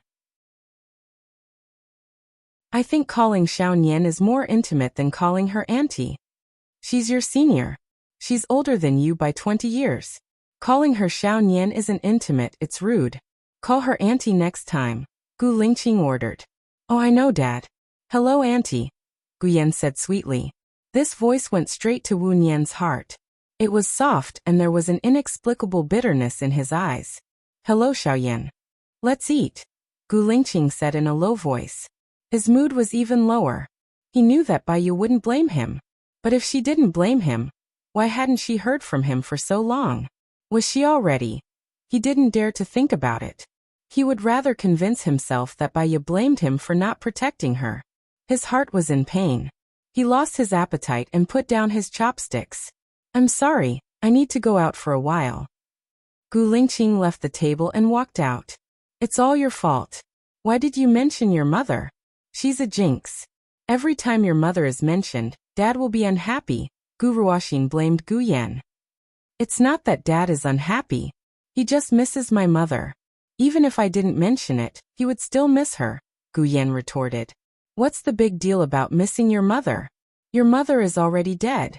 My mother is still alive. Dad should have married my mother. I don't want to eat with you anymore. Gu Ruoxin glared at Wu Nian and got down from his seat. Wu Nian grabbed hold of Gu Ruoxin. You're still young. Don't run around. What if you run out and get caught by the bad guys? Gu Ruoxin pushed Wu Nian away forcefully. You're the bad guy. I don't like you. Don't come to my house. Wu Nian didn't expect a little boy to be so strong. He pushed her to the corner of the table. She couldn't straighten her back and had to squat down. Gu Ruoxin ran away. Auntie, are you okay? Gu Yan ran to Wu Nian and asked with concern. Wu Nian shook her head. It's okay. Go outside and find your father. Get your brother back. Okay. Gu Yan ran out anxiously. Wu Nian squatted down to relieve herself. Her forehead was covered in cold sweat. Are you okay? Gu Lingqing ran over and helped her up. Wu Nian smelled the tobacco on him. He must have gone outside to smoke. Gu Lingqing only smoked when he was upset. Her eyes turned red. I'm fine. Don't worry about me. Young master ran out just now. Hurry up and get him back. It's too dangerous for a child to run around outside. Gu Lingqing looked at her face. He carried her and walked outside. Wu Nian held his arm in surprise. What are you doing? You don't look well. I'll send you to the hospital. Gu Lingqing said in a low voice. Little Yan, follow me. I'm fine. I just bumped into the corner of the table. I'll be fine in a while. Your child is still outside, Wu Nian said worriedly. He runs away from home every 2 or 3 days to go to his mother's place. From here to his mother's place, he can find the way with his eyes closed. I'll ask someone to bring him back later. You don't have to worry, Gu Lingqing said with certainty. Wu Nian understood. This child is trying to match you with his mother, right? I only have my wife in my heart, Gu Lingqing said with certainty. He coldly opened the car door and let Wu Nian in. Gu Yan climbed into the car and sat next to Wu Nian. Gu Lingqing drove. Auntie, don't worry. It's very far from here to the hospital. Medical science is very advanced now. Gu Yan comforted her and raised a bright smile. Wu Nian rubbed Gu Yan's little head. Thank you. After hearing you say that, I don't feel that much pain anymore. After Wu Nian said that, he looked at Gu Lingqing and said, Mr. Gu can drop me off at the entrance of the hospital. I'll go in myself. You and little Yin haven't eaten anything yet. Your child is growing. It's not good for him to be hungry. Chapter 321. When I was heartbroken in a city, I wanted to leave. I wanted to leave the people I knew and the things that hurt me. I even closed Weibo, WeChat and changed my phone number. By chance, I met a very good stranger who happened to be from City A, so I came to City A. Wu Nian lowered his eyes and explained sadly. Where do you live now? I saw that the address on your resume is the address of a hotel, Gu Lingqing asked. So it's very tempting for me that you can provide food and accommodation there, Wu Nian said jokingly. Gu Lingqing didn't say anything and continued driving. It doesn't hurt anymore. I don't need to go to the hospital. It's just a bump. It's not a big problem. Pull over and I can go back by myself, Wu Nian said while looking out of the window. Since it doesn't hurt anymore, can you cook for me? I often eat in restaurants and I'm tired of it, Gu Yan said coquettishly. Wu Nian's heart softened. He glanced at Gu Lingqing and remained silent. Sure. What do you want to eat? I'll cook for you. Wu Nian rubbed Gu Yan's head and said, I want to eat cola chicken wings, prawns, and... Gu Yan licked his lips. Wonton, big wonton. Wu Nian smiled and asked Gu Lingqing, do you have ingredients in the fridge? No, there's nothing but liquor, Gu Yan complained. Stop in front. There's a vegetable market there. I'll buy some ingredients. It'll take about 10 minutes, Wu Nian said. Miss Wu, you're not from City A, but you're quite familiar with it, Gu Lingqing said meaningfully. I like to wander around and look around, so I remember there's a vegetable market here. Please pull over and wait for me, Wu Nian said softly. Gu Lingqing stopped the car and handed the wallet to Wu Nian. Wu Nian was stunned. Take my wallet and return it to me when you're done, Gu Lingqing said in a deep voice. Aren't you afraid that I'll take too much of your money? Wu Nian was surprised. You have a monthly salary of 100,000 yuan. You won't care about a few thousand yuan. Wu Nian was amused by Gu Lingqing. A monthly salary of 100,000? This was not a small temptation. Even if she was really a thief, she would not steal his money. She took his wallet and got out of the car. Gu Lingqing opened the window and lit a cigarette. He stared at Wu Yu's back. The light of the cigarette was flickering, just like the ripples in his eyes. 10 minutes later, Wu Nian came over with groceries. He opened the back door and sat next to Gu Yan. Xiao Nian, what vegetables did you buy? Gu Yan asked with a smile. What are you shouting for? Gu Lingqing reminded. Gu Yan stuck out his tongue and immediately corrected himself. Auntie Xiao Nian. Wu Nian smiled dotingly. I bought cola, chicken wings, prawns, pork, preserved vegetables, eggs, tomatoes, salted duck eggs, vegetables, shiitake mushrooms, carrots, cabbage, rice and seasonings. You bought so much. How can we finish it with just the three of us? Gu Yan was surprised and happy, but he felt it was a waste. We only have cola chicken wings, prawns, braised pork with preserved vegetables, and eggs with tomatoes for dinner. As for the rest, I'll make wontons. When it's done, I'll freeze it in the fridge. When you want to eat it, I'll boil it in boiling water. You can have it for breakfast tomorrow, Wu Nian explained. Gu Lingqing looked at Wu Nian. You know how to make braised pork with preserved vegetables? Yes, we can eat it tomorrow if we can't finish it, Wu Nian said with a smile. Gu Lingqing didn't say anything else. He sped up and drove back to the condominium. When they got out of the elevator, Wu Nian saw Zhou Hailan standing at the door with his arm around Gu Ruoxin's shoulder. Zhou Hailan glanced at Wu Nian and smiled at Gu Lingqing. Xiao Xian is back again. I didn't want you to worry, so I brought her here. Is she the nanny that Xiao Xian was talking about? She's the home tutor I hired. Xiao Xian and Yen are going to school soon, so she's in charge of taking care of them. Xiao Xian apologized to Ms. Wu. You shouldn't have pushed her, Gu Lingqing said sternly. I didn't push her. She pulled me and didn't let me go, Xiao Xian said arrogantly. I didn't let you go because I was worried that something would happen to you. It's wrong of you to push her. Also, it's wrong of you to run out without my permission and make my parents worry. Apologize, Gu Lingqing said in a commanding tone. Xiao Xian, don't make your dad angry. Apologize now. Don't come back again. I'll be fine. Don't worry about me, Zhou Hailan said immediately.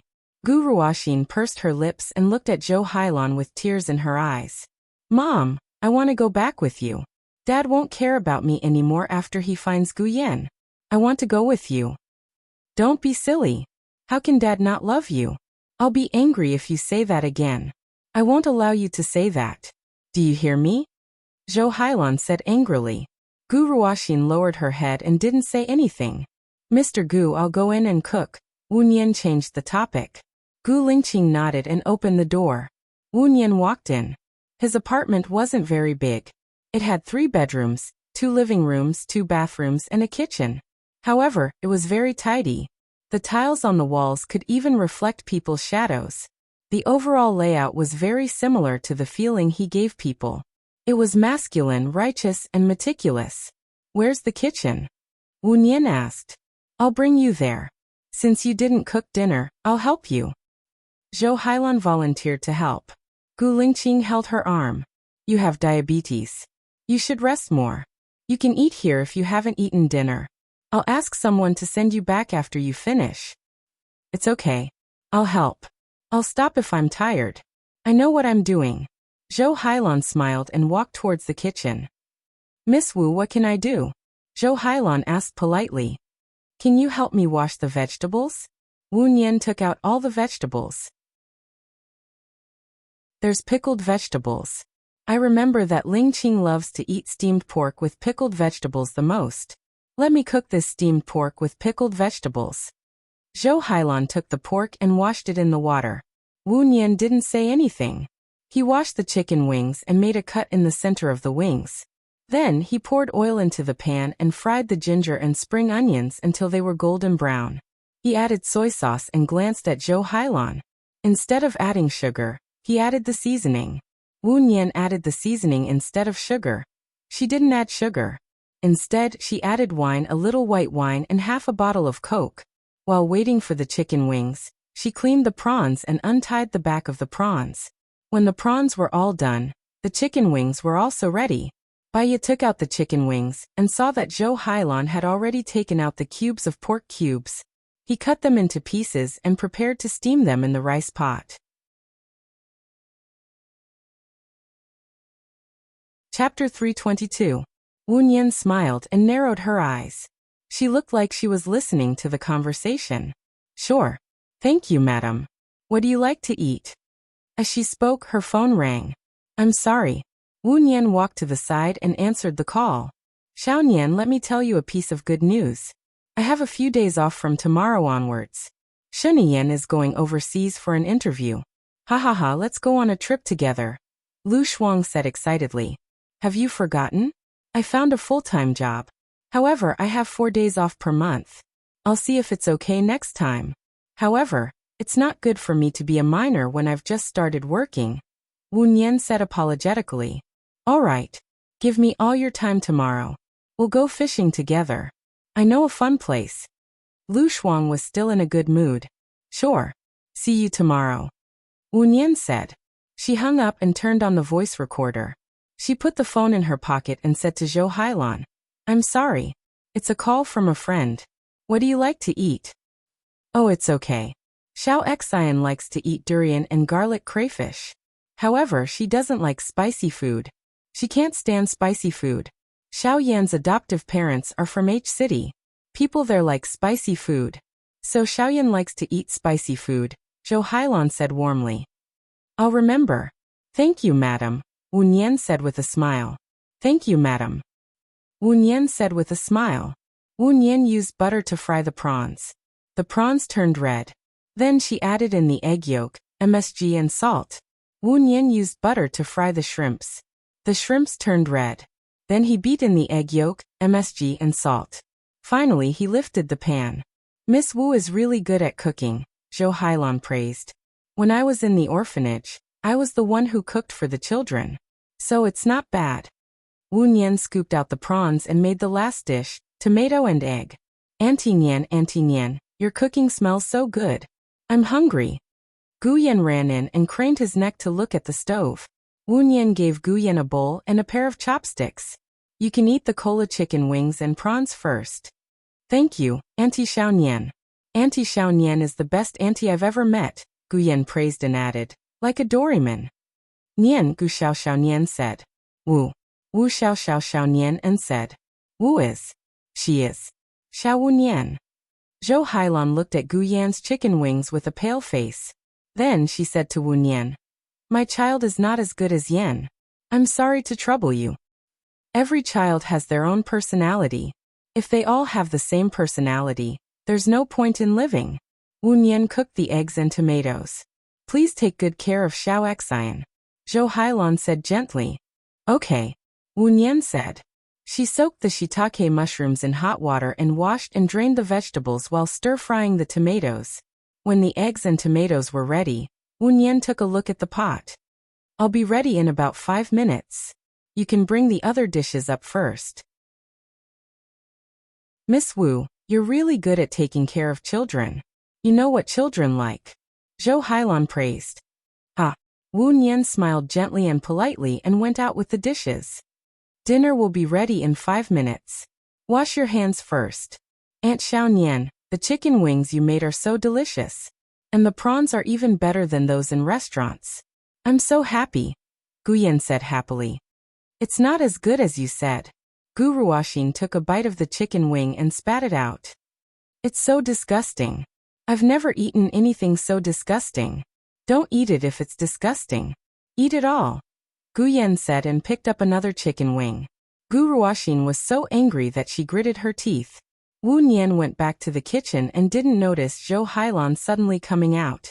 Zhou Hailan knocked into Wu Nian with the braised pork with preserved vegetables in her hands. The freshly cooked braised pork with preserved vegetables was splashed on Zhou Hailan. She screamed and dropped the bowl on the floor. Mom! Gu Ruoxin ran over anxiously and pushed Wu Nian away. She asked worriedly, Mom, are you okay?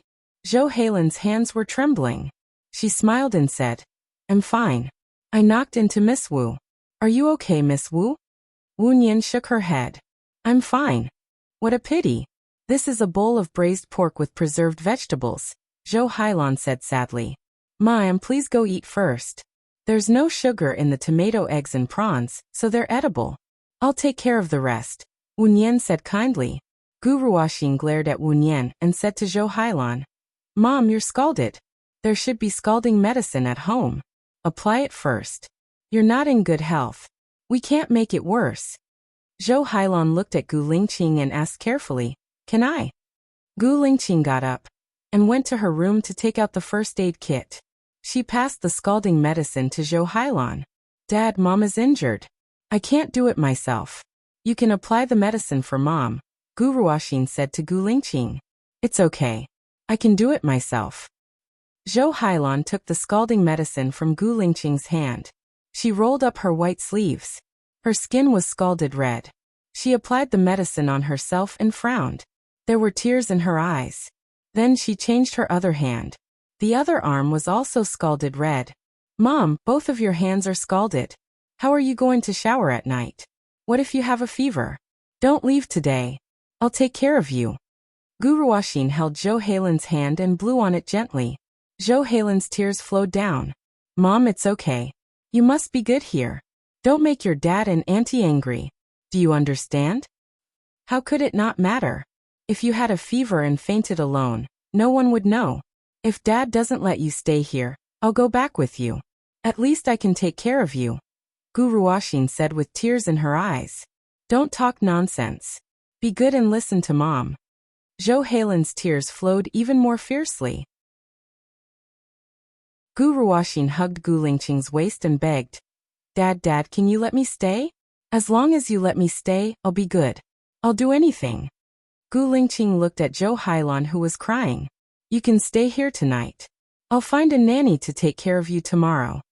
Zhou Hailan looked at Gu Lingqing with tears in her eyes. Is it really okay? Let's eat. Gu Lingqing sat at the dining table. Wu Nian had already cleaned the floor. He used his chopsticks to pick up 3 to 4 pieces of braised pork with preserved vegetables that did not fall on the floor. He put them into small bowls and carried them to the dining table. Let's sit down and eat together, Gu Lingqing said to Wu Nian. Wu Nian smiled and shook his head. He turned around and walked to the kitchen. Chapter 323. Wu Nian returned to the kitchen and washed the carrots and cabbage. She minced all the vegetables and put some minced meat into the minced meat. Gu Yan ran to the kitchen and asked, Auntie Xiaonian, why don't you have dinner with us? You haven't eaten anything yet. Are you still hungry? Wu Nian smiled and squatted down opposite Gu Yan. Auntie Xiaonian, aren't you hungry? I'll cook some wontons later. You won't be hungry. Don't worry, little warm boy. Then I want to eat some wontons. Can you give me one of each? Gu Yan gestured with his index finger. Okay, but you have to go to bed before 9 p.m. Wu Nian took out her phone from her pocket and looked at the time. It was almost 8 p.m.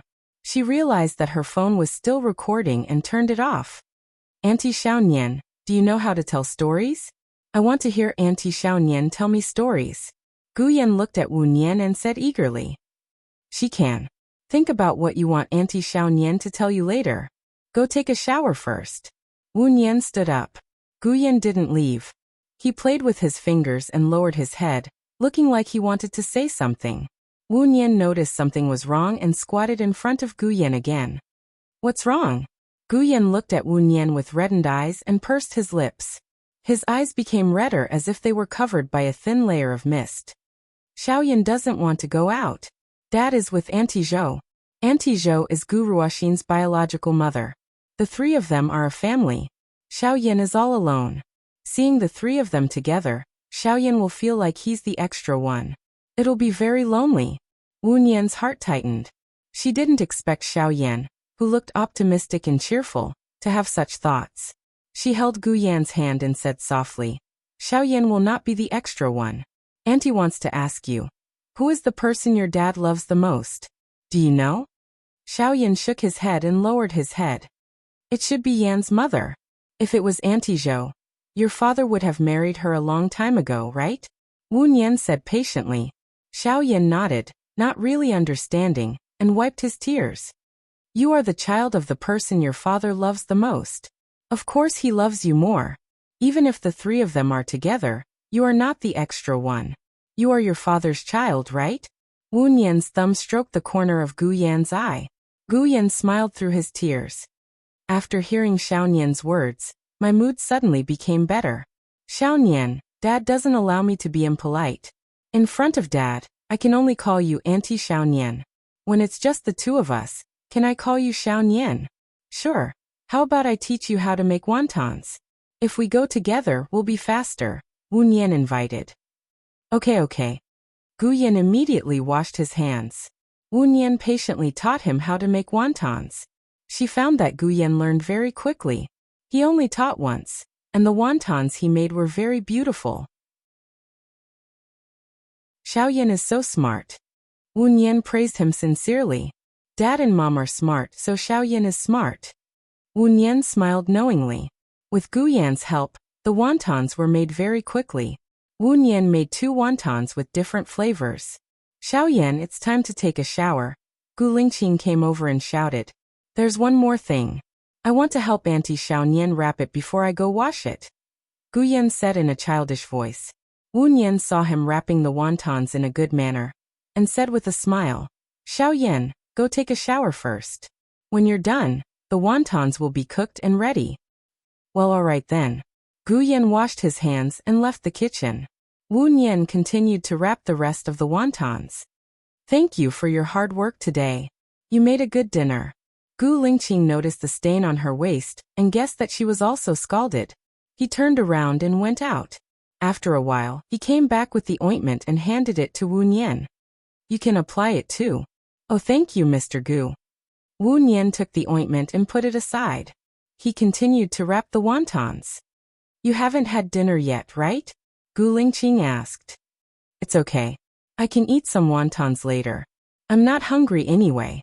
I'll freeze the rest in the fridge. I'll write the type on the food bag. You can cook it for the children tomorrow morning. It won't go bad in the freezer. Besides, young Master Xiao Xian likes to eat durian and garlic crayfish. Lobster? Wu Nian asked cautiously.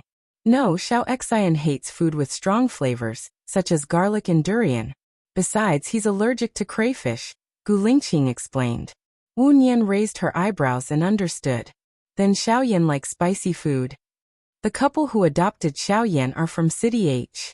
They do like spicy food. Xiaoyan prefers spicy food, but his stomach isn't good, so I don't let him eat spicy food. His stomach isn't good. Wu Nian was worried. He used to eat spicy food too much, so his stomach isn't good, so I forbid him from eating spicy food. I'll tell you the details when you come on Sunday. Gu Lingqing looked at the pot. The water seems to be boiling. Oh. Wu Nian came back to her senses. She opened the pot and steam came out. The pot was bubbling, and the white and fat dumplings floated to the surface.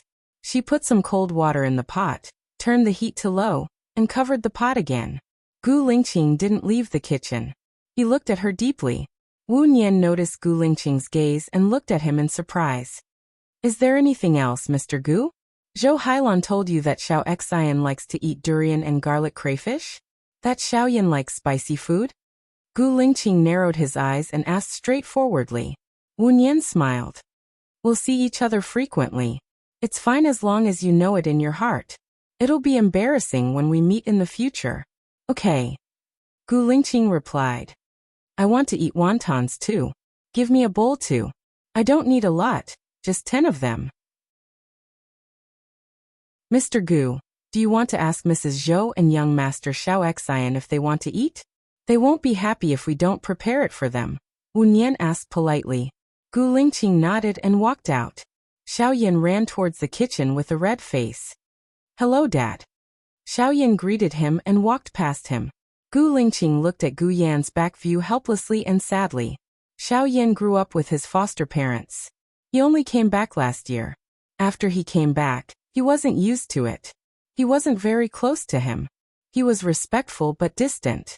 Sometimes he would deliberately avoid him. He was afraid that he would be too lonely. Zhou Hailan happened to be in poor health, so he brought Xiao Xian with him.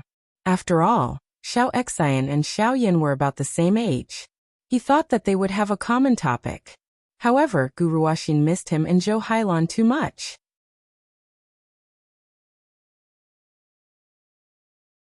Chapter 324. Come here, Xiaoyan, Gu Lingqing shouted. Gu Yan stopped and smiled awkwardly. His hands were clenched because of nervousness. Dad, what's wrong? Xiao Xian's mother is staying here today. You can sleep with Dad, Gu Lingqing said softly.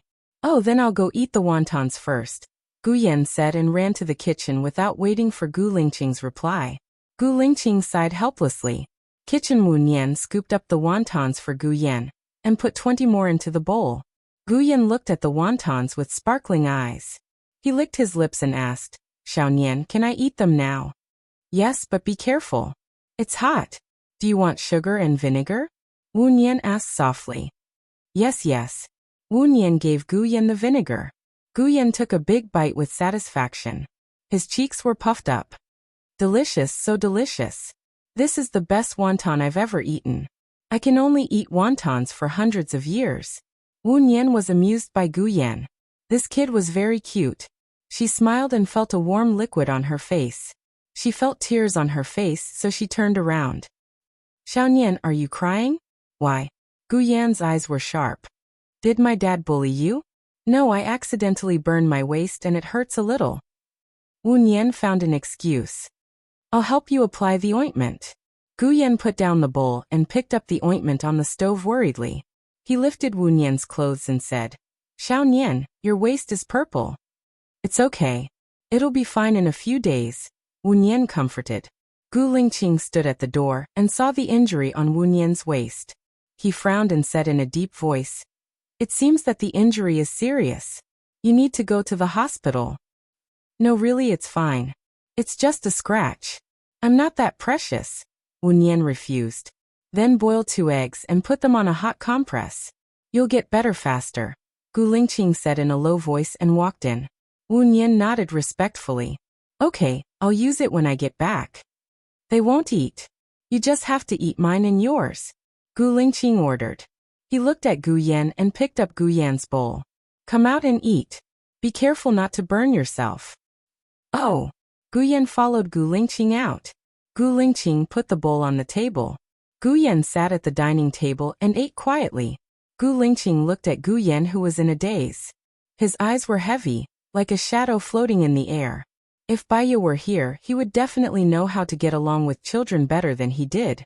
He was cold, indifferent, and of few words. He did not know how to make children happy, nor did he know how to get closer to them. Wu Nian put the sour and vinegar plate in front of Gu Yan. Gu Lingqing looked at Wu Nian.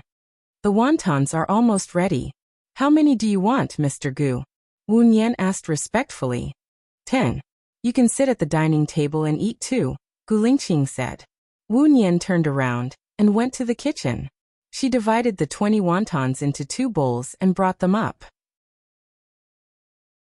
One bowl was placed in front of Gu Lingqing, and the other bowl was placed on the seat facing the north. She sat down and ate the wontons. Gu Yan looked at Gu Lingqing, then at Wu Nian. The 3 of them looked like a family now. His father, mother, and him were eating dinner together. Gu Yan was happy. He pursed his lips and smiled. He was afraid that others would find out what he was thinking, so he lowered his head. Gu Ruoxin came out of the room and saw the 3 of them sitting together eating wontons. His expression was very bad. He scolded. Who allowed you to sit at the dining table? You are just a servant hired by my father. What right do you have? Xiao Xian, don't be rude. Auntie Wu is the home tutor I hired. She will take care of you. She is not a servant, Gu Lingqing said sternly. I have my mother. I don't need other women to take care of me. If my father wants this woman to be my home tutor, then I won't go to school from tomorrow onwards. I don't need her to teach me either. I will do nothing but lie in bed, Gu Ruoxin said arrogantly. Are you threatening me? Gu Lingqing was furious. He looked at Gu Ruoxin sharply, like a storm was coming. Xiao Xian didn't mean that. Zhou Hailan rushed out of the room and hugged Xiao Xian. He begged Gu Lingqing, he is still young. It's inevitable that he will be stubborn. Let me talk to him. Zhou Hailan brought Gu Ruoxin away. Gu Lingqing frowned and slammed his chopsticks on the table. He couldn't eat anymore and walked towards Gu Ruoxin's room. Gu Yan could feel his father's anger. He was trembling in fear. Wu Nian glanced at Gu Yan and ran towards Gu Lingqing. Mr. Gu, I have something to tell you. Gu Lingqing stopped in front of Gu Ruoxin's room. He clenched his fists and suppressed his anger. He looked at Wu Nian. Gu Ruoxin is Mr. Gu's child. Mr. Gu should know his temper. If you hit him, he will only think that his mother is better and become more rebellious. The child's nature was not bad. When he saw his mother hurt, he would cry. For his mother, he was willing to hurt himself. He had a strong sense of purpose and strategy. He had plans, guidelines, and ideas. He was a very smart child. The way to teach this child is to give him the rewards he wants and guide him. He said that he won't go to school and doesn't listen to me. Don't worry. You just need to tell him that I will evaluate them. If his evaluation is good after 1 month, I will allow his mother to come over and stay for 2 days. He will definitely not cause trouble. I will talk to you on Sunday, Wu Nian said. Gu Lingqing listened to her voice and gradually calmed down. He felt that it made sense. Miss Wu is very good at treating children. Wu Nian saw that his anger had disappeared. She raised the corner of her mouth and said, there were many naughty children in the orphanage. Some of them had problems with their personalities. In the end, they were all fine. There are no bad children, only bad education methods. Well, let's have dinner. I will send you back after dinner, Gu Lingqing said in a low voice and returned to the dining table. 3 minutes later, Zhou Hailan came out with Gu Ruoxin and stood next to Gu Lingqing. Tell your father, Zhou Hailan said to Gu Ruoxin. I'm sorry, Gu Ruoxin said unwillingly. Tell him properly. Zhou Hailan frowned and ordered. Gu Ruoxin clenched his fists and lowered his head. He said again, I'm sorry. Gu Lingqing looked at Gu Ruoxin. It's getting late. Go to bed with your mother. I will send Miss Wu back. Gu Yan immediately raised his hand. Me too. Yan, I will sleep with you. It's getting late, Zhou Hailan said softly to Gu Yan. Wu Nian recalled what Zhou Hailan said. Gu Yan liked spicy food and Gu Ruoxin liked durian and crayfish. She felt a chill down her spine. She was worried about leaving Gu Yan with Zhou Hailan. You are not in good health and you were scalded. You need someone to take care of you. How can you take care of others? I will take Yan with me. You guys have a good rest. Gu Lingqing refused.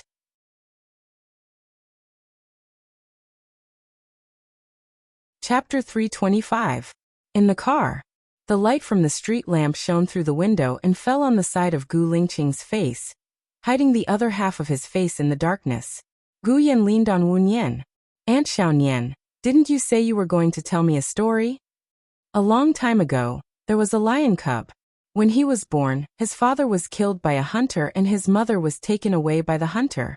He and his sister were adopted by an elephant mother. When he was young, he was often bullied by tigers, hungry wolves and wild dogs. Every time he was bullied, he told himself that he had to become stronger, so that he wouldn't be bullied by others. He had to run faster than any animal, and his claws were sharper than any animal. He had to practice avoiding the traps of the hunters. Finally, one day he became the king of the forest. He married a beautiful wife and had 2 children. He had his own family and lived happily ever after. Wu Nian said softly. Gu Yan fell asleep. Gu Yan fell asleep. Wu Nian held him in her arms and gazed at him tenderly. She hoped that even if he didn't have a mother, even if he encountered setbacks were not used to defeat him, but to make him stronger. Gu Lingqing looked at Wu Nian in the rearview mirror. She looked at him again and said in a low voice, Is Xiaoyan asleep? Yes. When you drive back, put him in the child safety chair and drive slowly. Be careful on the road, Wu Nian said worriedly. Gu Lingqing looked at her deeply. The 2 little Wu Nian were reflected in his dark eyes. Wu Nian was a little flustered. She looked down and hugged Gu Yan a little tighter. Gu Lingqing looked away and said in a low voice, I often go on business trips. Sometimes I go on business trips for more than half a month. In the past, they were still young and didn't need to go to school, so I brought them with me. Now, I can't bring them with me anymore. I think you know what kind of person Zhou Hailan is. Remember, don't let Xiaoyan be alone with her. Wu Nian narrowed his eyes and looked at Gu Lingqing in confusion. Mr. Gu, aren't you going to remarry? It seems that it has nothing to do with you whether I remarry or not, Gu Lingqing said coldly. Wu Nian lowered his head. Sorry, I misspoke. Gu Lingqing clenched the steering wheel and said in a deeper voice, I believe that Yan's mother is not dead. Wu Nian's eyelashes fluttered. She didn't speak. She looked out of the window. Tears flowed out uncontrollably. Fortunately, she deliberately hid in the darkness. No one would find out that she was crying. Where do you live? Gu Lingqing suddenly asked. Wu Nian came back to his senses and cleared his throat, trying to make his voice sound normal. Oasis Hotel. You can stop at the entrance. Gu Lingqing frowned and said in a reproachful tone. How can you cook eggs in a hotel? Haha. Wu Nian laughed dryly. The injury on my waist is not a big deal. It's not a big deal. When I was in the orphanage, the children were naughty and often ran around. I was often hit by them.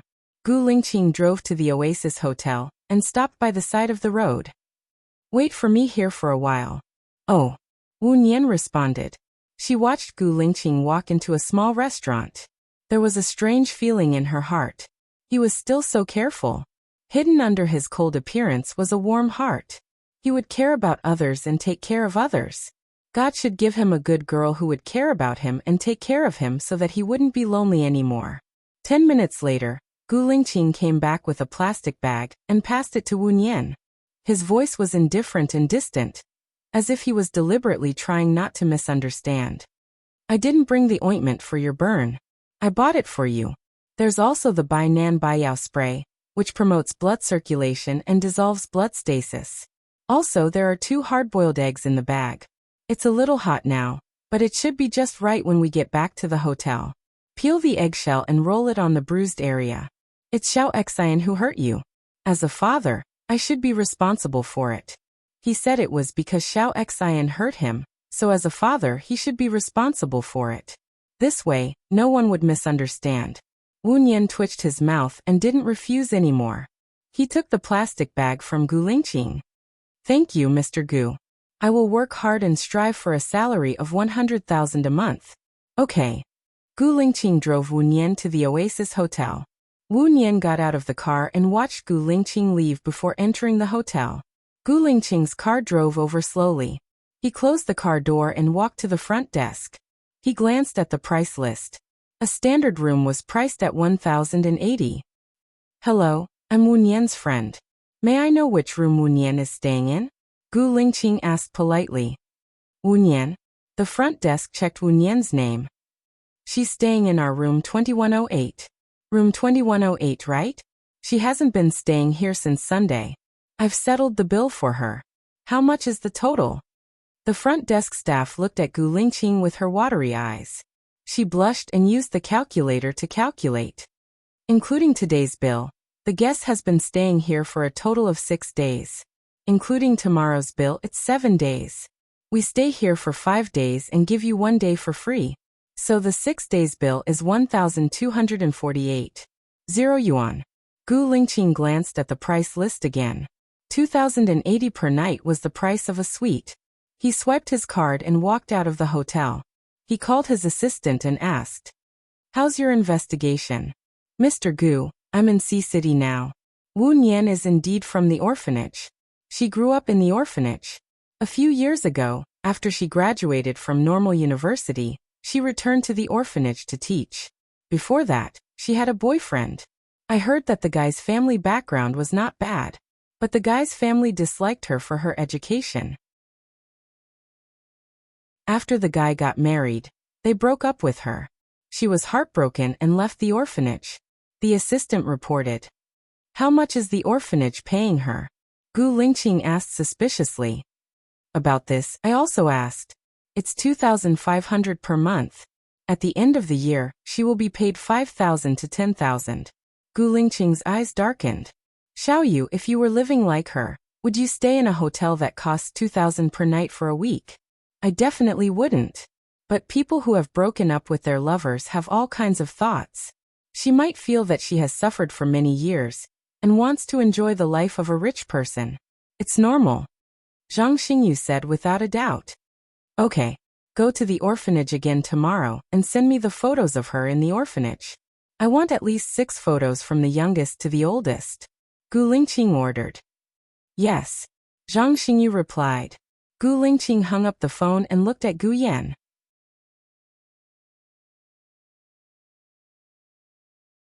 Chapter 326. When Gu Lingqing returned home, Zhou Hailan had been waiting for him. He placed Gu Yan on the bed and covered him with a blanket. Zhou Hailan followed behind him. Lingqing, I have something to tell you. Okay. Gu Lingqing replied. He turned around and went out. After closing the door, he asked Zhou Hailan, "Is Xiao Xian asleep?" "He's asleep. That's why I waited for you in the living room. I know that Xiao Xian has a bad personality. He's too willful, rebellious, mischievous. He's not as obedient as Xiaoyan. He treated Teacher Wu like that today, so I'm worried that Teacher Wu will be biased against him," Zhou Hailan said gently. "Then what do you think we should do?"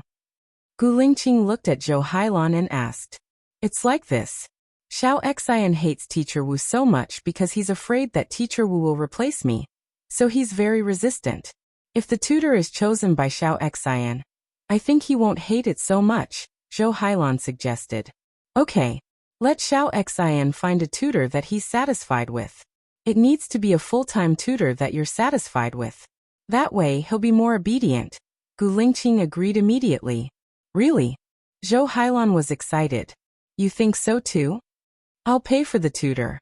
He'll be more obedient when he lives with you in the future. After all, he listens to you more," Gu Lingqing said in a low voice. Zhou Hailan's smile disappeared. "What do you mean?" Gu Lingqing looked deeply at Zhou Hailan. "When you were in poor health, you entrusted Xiao Xian to me. I thought about sending someone to take care of you and your son. Xiaoyan happened to be alone. I was worried that he would be lonely, so I took Xiao Xian with me. But after I took him over, I realized that Xiao Xian's heart isn't with me. Since that's the case, I should respect Xiao Xian's decision and let him follow you. In the future, you can find someone you can trust to take care of you. I'll pay for it. Zhou Heilan's eyes dimmed. He said anxiously, "You brought Xiao Xian back because you thought Xiaoyan would be lonely? Is Xiao Xian just a playmate of Bai Ye's son in your heart?" I don't need to explain to others what Xiao Xian is to me. If that's what you think, I can't do anything about it. In fact, Xiao Xian only wants to be with you and only listens to you. Gu Lingqing's eyes turned cold. Zhou Hailan was annoyed when he didn't hear the answer he wanted. Gu Lingqing, wake up. You only care about Bai Ye, but Bai Ye must be dead. If Bai Ye isn't dead, why didn't she come back? I really don't know what you're thinking. Xiao Xian is your flesh and blood. How do you treat him? Do you have feelings for him or are you heartless? How do you think I treat Xiao Xian? Do you think that I don't treat Xiao Xian well? Then take Xiao Xian away, Gu Lingqing said coldly. If you were sincere to Xiao Xian, you wouldn't have driven him away so easily. Zhou Hailan was agitated. He clenched his fists and complained. Am I the one who drove him away? His heart is with you. He runs away from home to be with you. He only listens to you when he's with me. If that's the case, I should fulfill his wish. Gu Lingqing frowned and made up his mind. Zhou Hailan saw his determination. Then ask him what he wants. Will you give him whatever he wants? If he wants to stay, he must listen to me. If he wants to go with you, I'll pay for the nanny or tutor you hire. That's it. It's too late. We'll talk about it tomorrow. After Gu Lingqing finished speaking, he returned to his room and closed the door. He was in a bad mood and threw his suit jacket on the sofa. Everyone told him that Bai Ye was dead. Dead. Dead. Instantly he was in a bad mood. He took the red wine from the wine cabinet, opened it, and gulped it down like drinking water. Wu Nian came out of the bathroom. She peeled the egg and lay on the bed, rolling on the bruises.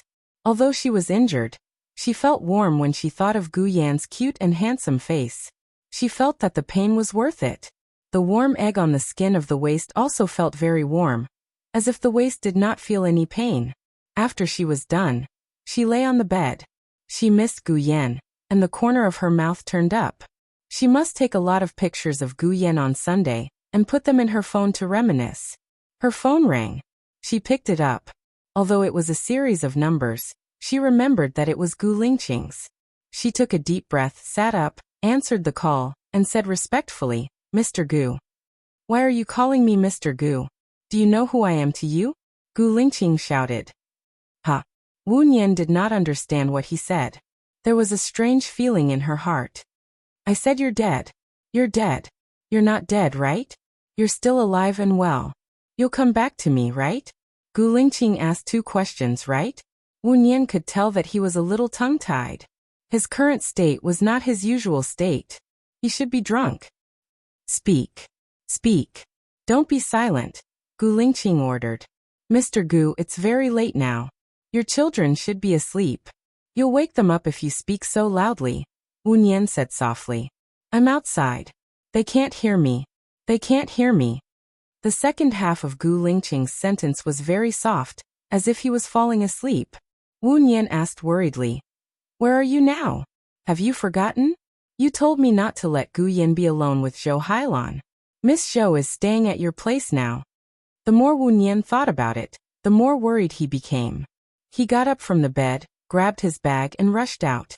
Hee hee hee. Gu Lingqing laughed foolishly. There was pain in his laughter. "Since you care about Gu Yan so much, you should come and see him in person. Haven't you always wanted to find Gu Yan? Gu Yan is our child. Come back. Come back alive to see him. Xiaoya, I miss you so much. Come back, come back." Every time Gu Lingqing called Xiaoya, Wu Nian felt sad. "Mr. Gu, you've got the wrong person.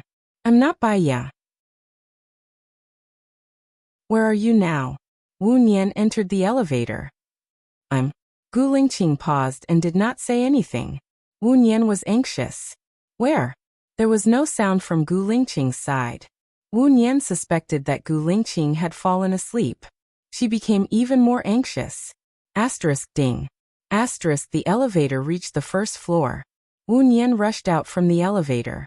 Then, he braked and turned back.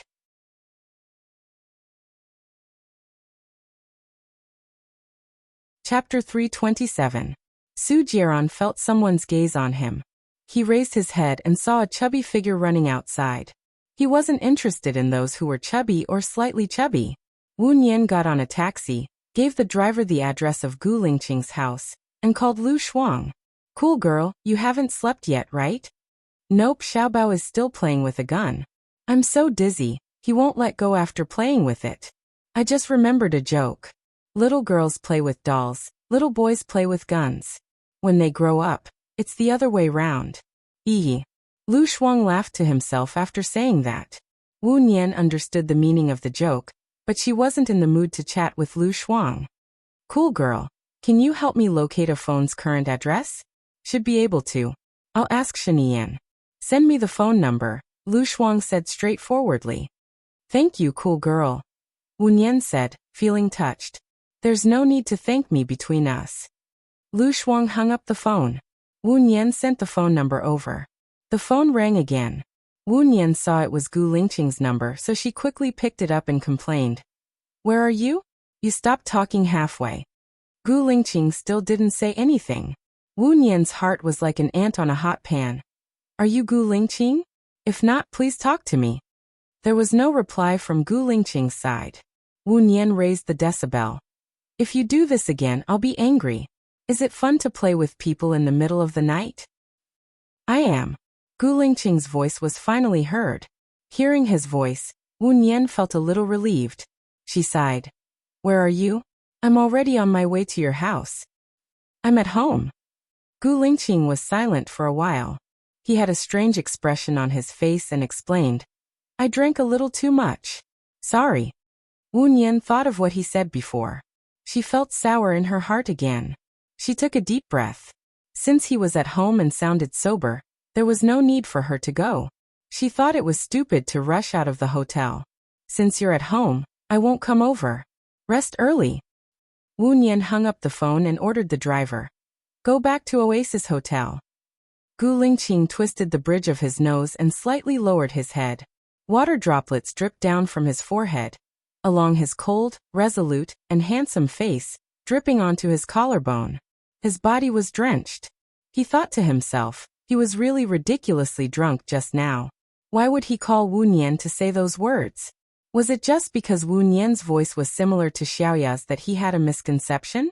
Fortunately, even though he had taken a cold shower downstairs, his mind was much clearer. He lay down next to Xiao Yan and looked at his pink face. He missed Baiya. It had been 2 years. 2 years. Early in the morning, Gu Lingqing was woken up by the ringing of his phone. He turned off the sound and looked at Xiao Yan. The little boy had been awake for a long time. He looked at him with his big eyes. His eyes were like the stars. He did not say a word and was very obedient.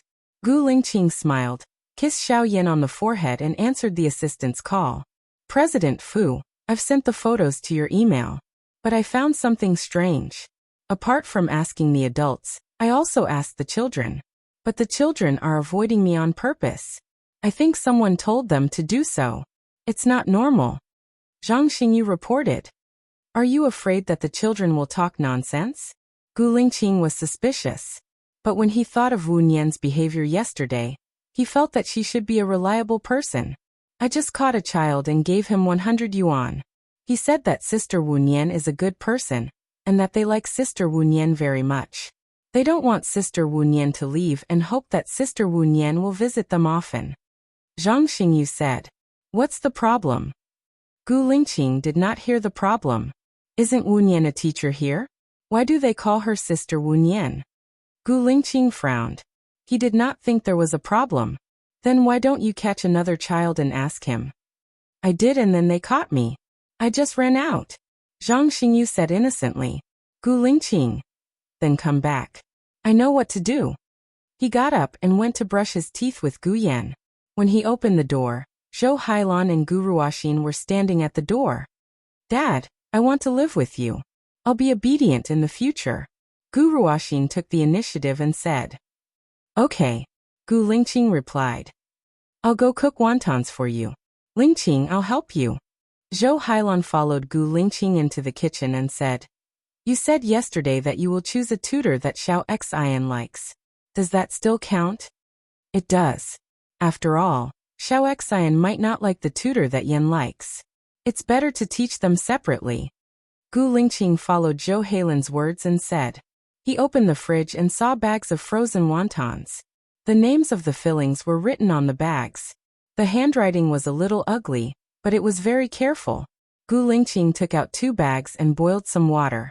Seeing that Zhou Hailan was still there, she looked at him suspiciously. Is there anything else? Can't you replace Miss Wu? I'm worried that she won't like Xiao Xian.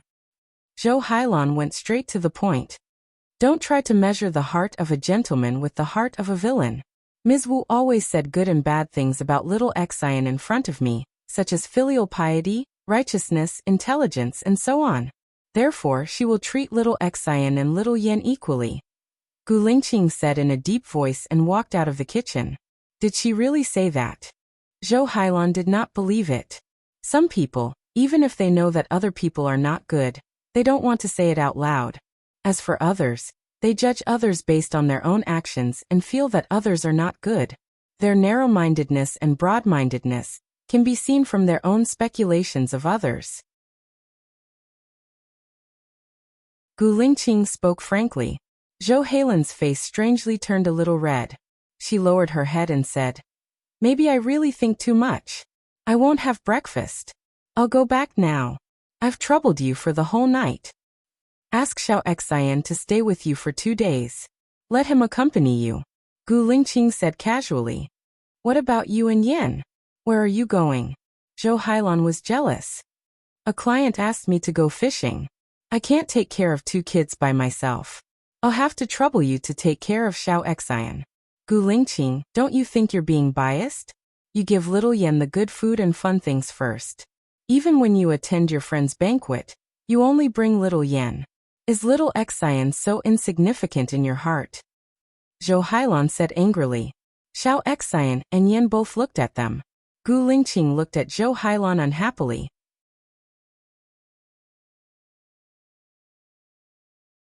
Chapter 328. That night, Wu Nian did not sleep well. She finally fell asleep at 4 o'clock and woke up at 7:15. When she woke up, she remembered what Gu Lingqing had said. Since you care about Xiao Yan so much, you should come and see him yourself.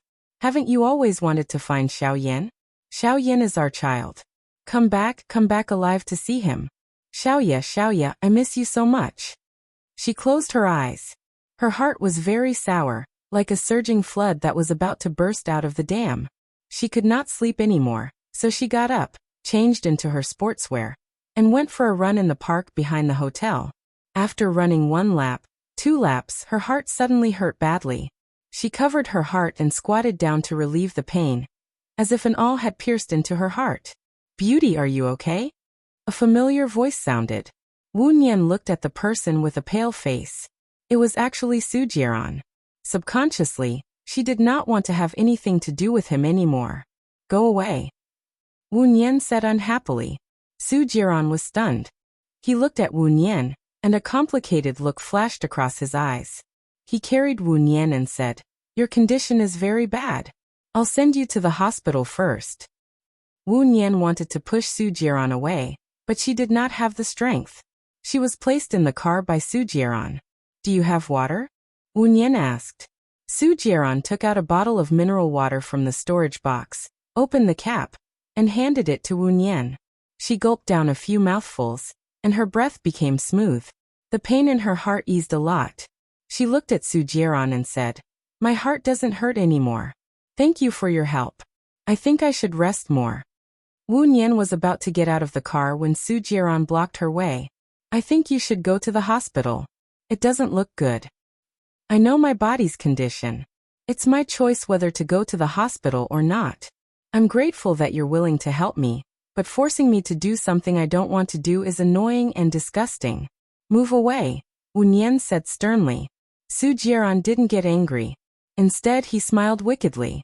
I saved your life. Is this how you treat your benefactor? Baiya took out some money from his pocket, chose a 100 yuan note, and stuffed it into the bag behind the chair. Thank you. Ehe. Su Jiaran laughed happily. Pretty lady, leave me your contact number.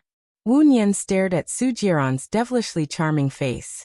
In terms of appearance, he could indeed make all living things fall head over heels for him. However, she knew Su Jiaran's habits too well. Do you have a pen? Wu Nian asked. Su Jiaran smirked.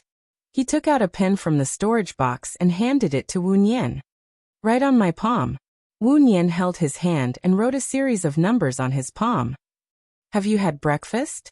Su Jiaran's eyes shone with a strange light as he looked at her and asked. I've eaten.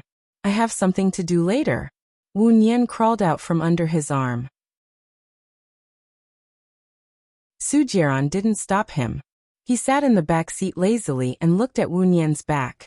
His evaluation of her was that she was a little plump, had a pretty face, could be said to be perfect, had fair skin, a beautiful face, and a big weapon. Most importantly, her voice was the same as Baiya's. Just the fact that their voices were the same was enough to make up for her shortcoming of being slightly plump. Su Jiaran picked up his phone and saved her number. He smiled and dialed the number. I'm sorry, the number you have dialed does not exist. Su Jiaran frowned and a trace of annoyance flashed in his eyes. He looked in the direction where Wu Nian disappeared. Was she playing with him? Wu Nian went back to her room and lay on the bed. She closed her eyes and rested. She didn't want to die yet. She wanted to be with Xiao Yan and him. Maybe it was because her heart was not feeling well, or maybe she had exercised, or maybe it was because she didn't have enough sleep to begin with, so she fell asleep again. At 10:30 a.m., she was woken up by the phone. She saw that it was Lu Shuang and picked it up. Shuang Niu. I've settled Xiaobao down. He's outside your hotel now. Are you awake? Let's go out and play together. Lu Shuang was as excited as if he had just been released from a birdcage and could fly freely. Give me 5 minutes. Wu Nian said. She hung up the phone, brushed her teeth and washed up again. She tied her hair into a ponytail and changed into a purple and white spaghetti strap dress before going downstairs. Lu Shuang whistled and waved with a smile. Beauty, over here. Wu Nian walked toward Lu Shuang and sat in the front passenger seat. She fastened her seatbelt and looked at Lu Shuang. Lu Shuang's hair was down, and he was wearing a high-collared cheongsam. But Wu Nian saw the hickey on his neck and felt guilty. Well, you asked me to help you find the location of your phone yesterday. Why did you cancel it? Lu Shuang asked. The owner of the phone called me and told me where it is, Wu Nian said simply. The owner of the phone? Gu Lingqing, Lu Shuang guessed. Wu Nian didn't say anything. She lowered her eyes. Her long eyelashes left a black silhouette under her eyelids, covering the undercurrent in her eyes. Lu Shuang understood. You only care so much about his matters. Besides him, there's also you, Wu Nian said with certainty. I'm sorry. I made you suffer yesterday, right? That beast might have been a monk in his previous life. Lu Shuang said unhappily. Don't mention him. My waist hurts when I talk about him. Are you really not going to tell Gu Lingqing? Wu Nian shook her head. Don't mention him either. My heart aches. Today is our day. Let's have fun. Ha ha ha ha. Let me correct you. It's not my waist that hurts. My kidney hurts. Ah. Lu Shuang said optimistically. Her laughter infected her. Wu Nian smiled and looked out of the window. Where are we going? A nice paradise. Shiniyan brought me there once. We can fish, ride horses, sing songs, play golf, and all kinds of entertainment. There's also a food buffet. It's not bad. Most importantly, there are many handsome guys. Aha! Lu Shuang was happy when he thought about it. Aren't you worried that Shiniyan's spies might be there? Wu Nian said worriedly. I stole Shiniyan's card and entered the VIP area. Not everyone can come in.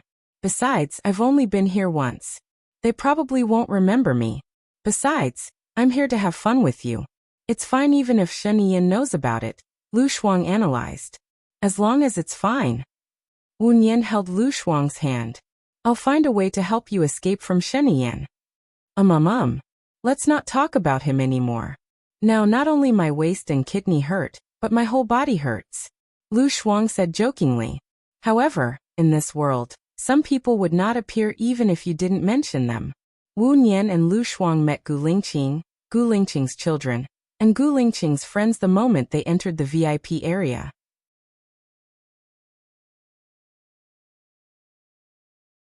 Chapter 329. Wu Nian caught the surprise in Gu Lingqing's eyes. When his eyes moved from Wu Nian's face to Lu Shuang's face, he was even more shocked, and his eyebrows were slightly knitted. Wu Nian felt guilty and lowered his eyes. Lu Shuang twitched the corner of his mouth, covered his mouth, and said to Wu Nian in a low voice, "You and Gu Lingqing are really fated to run into each other. This place has been very popular in the past year. Many rich and powerful people come here to have fun. The chances of running into him on the weekend are very high." Wu Nian's lips did not move, but his voice came from the gap between his teeth. "So, are you going to say hello to him now or not?" Lu Shuang asked worriedly for Wu Nian. "Those are all his friends. Going to say hello to him is like taking advantage of the heat. I think it's better not to. Let's get something to eat, and try to sit as far away from them as possible," Wu Nian said. Seeing that Gu Lingqing was still looking at her, she nodded, pulled Lu Shuang away, and sat in the corner on the far right. "He must be very curious now about how I know you and I came to eat together," Lu Shuang said with a smile. "Just follow our original plan. Calm down, I'll go get something to eat." Wu Nian stood up, went to the steak place, ordered a steak, and stood there waiting. Behind her, a strong masculine aura was approaching. Wu Nian did not need to turn around to know who it was. She straightened her back and tried to calm herself down. Lu Shuang was her only friend, and they would definitely meet again in the future. Sooner or later, Gu Lingqing would know that she and Lu Shuang were friends. However, it was much earlier than she expected. "What a coincidence," Gu Lingqing said in a low voice. Wu Nian turned around and pretended to be surprised. She smiled and greeted respectfully. "Mr. Gu, what a coincidence indeed. The girl who came with you is your friend?" Gu Lingqing asked tentatively. "Yes, Shuang Niu and I are fated. She took good care of me when I came to City A." Wu Nian didn't deny it. "She didn't introduce you to a job?" Gu Lingqing looked at Wu Nian suspiciously. "She asked me to be her family's nanny, but I felt that friendship would deteriorate if it became an employer-employee relationship, so I refused," Wu Nian replied. He looked at the chef and deliberately changed the topic. "I want the black pepper flavor, medium well." Yesterday, Gu Lingqing wanted to say something but stopped. "I drank too much." "You don't have to take what I said to heart," Gu Lingqing explained. Wu Nian smiled. "You mistook me for someone else yesterday. You called me Baiya. I guess that you were drunk and wouldn't take it to heart. It's better to drink less.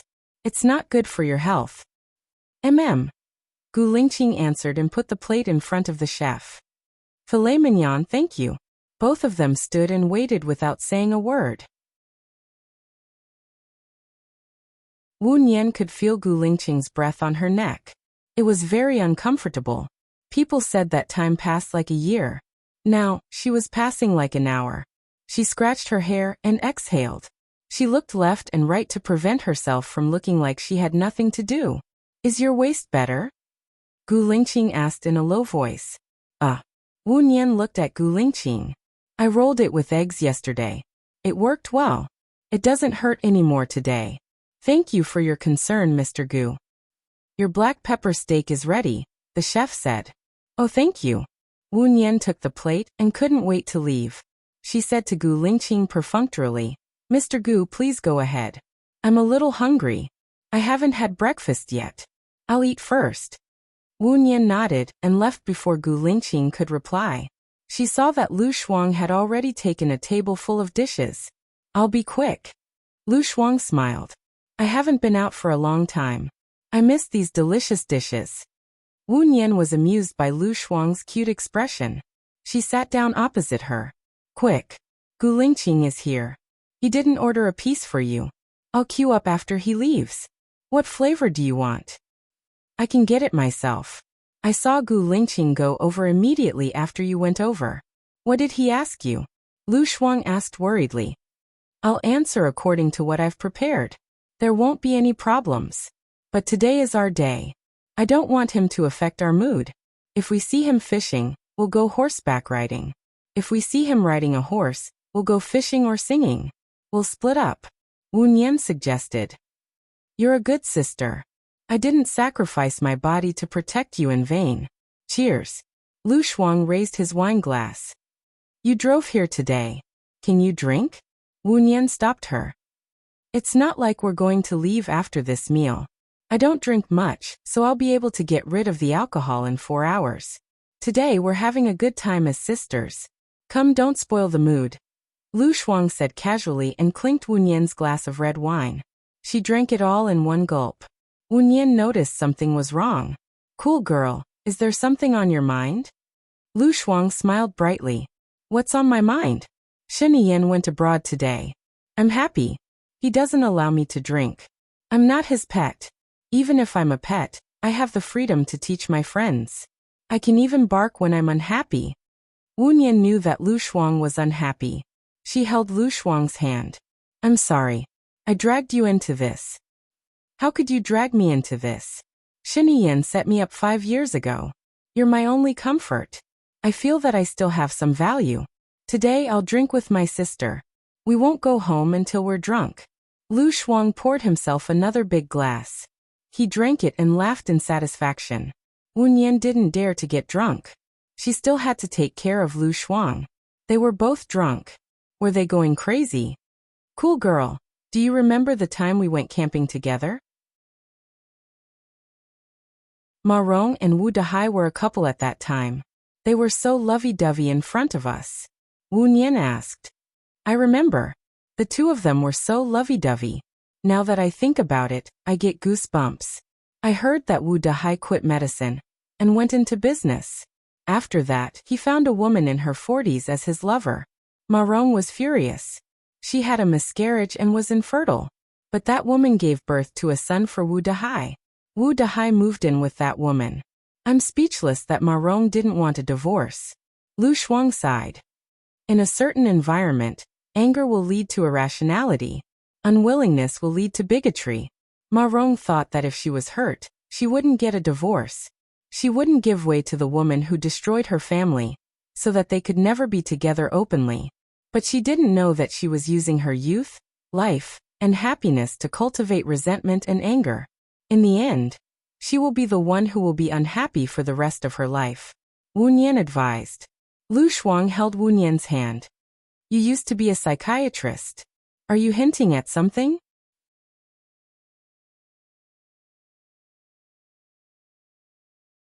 Chapter 330. Hearing Gu Lingqing's voice, Wu Nian's heart skipped a beat. She was so absorbed in talking that she didn't notice that Gu Lingqing had walked over. She squinted at Gu Lingqing and nodded respectfully. I studied this subject in college because the children in the orphanage might have some psychological problems, but I'm not good at it. Hehehe, Gu Lingqing, do you think she is like Baiya? Lu Shuang laughed and poked through the thin layer of paper first. Gu Lingqing looked at Lu Shuang. She is indeed like Baiya. Her voice is similar, and her experience is similar. Baiya also studied psychology in the orphanage when she was a child. By the way, their personalities are also similar. But since you mess with one of my friends, don't mess with my other friend. Lu Shuang's eyes darkened. He warned her coldly. Cool girl. Wu Nian shouted. She stood up and smiled at Gu Lingqing apologetically. Then she said to Lu Shuang, I am now a tutor in Mr. Gu's family. Quit your job. I can still afford to support you. Lu Shuang said directly. I want to earn my own living, Wu Nian replied. Gu Lingqing looked at Wu Nian and said in a low voice, Since your friend has scruples about me, then forget it. An unhappy beginning won't end well. Gu Lingqing said in a low voice, turned around and left. Wu Nian's eyes dimmed. He sat back on the chair weakly. He looked like he was cutting the steak calmly, but in fact, his shoulders drooped like a rooster that had lost a fight. Lu Shuang understood Wu Nian's sadness. He said apologetically, Did I use too much strength? Wu Nian shook her head. No, you did a very good job. You pointed it out directly, so people wouldn't think too much. Gu Lingqing must have his reasons for not hiring me. There is one thing. Lu Shuang wanted to say something but stopped. The orphanage called me today. Gu Lingqing sent his assistant to the orphanage to investigate you. Wu Nian smiled. It's reasonable. I am here to take care of his son. He often goes on business trips, so he must be worried about me. It's always good to be careful. Then what will you do now? You must want to take care of Yan, right? Lu Shuang felt sorry for Wu Nian. I can still apply to be a teacher in Yan's school. Perhaps this is the arrangement of the heavens. No matter how valiant you are, you can't change your fate. What's in your life is bound to happen. And what's in your life is always forced, Wu Nian said optimistically. Her past experience really told her not to force things. Otherwise, in the end, she would just suffer the consequences of her own actions.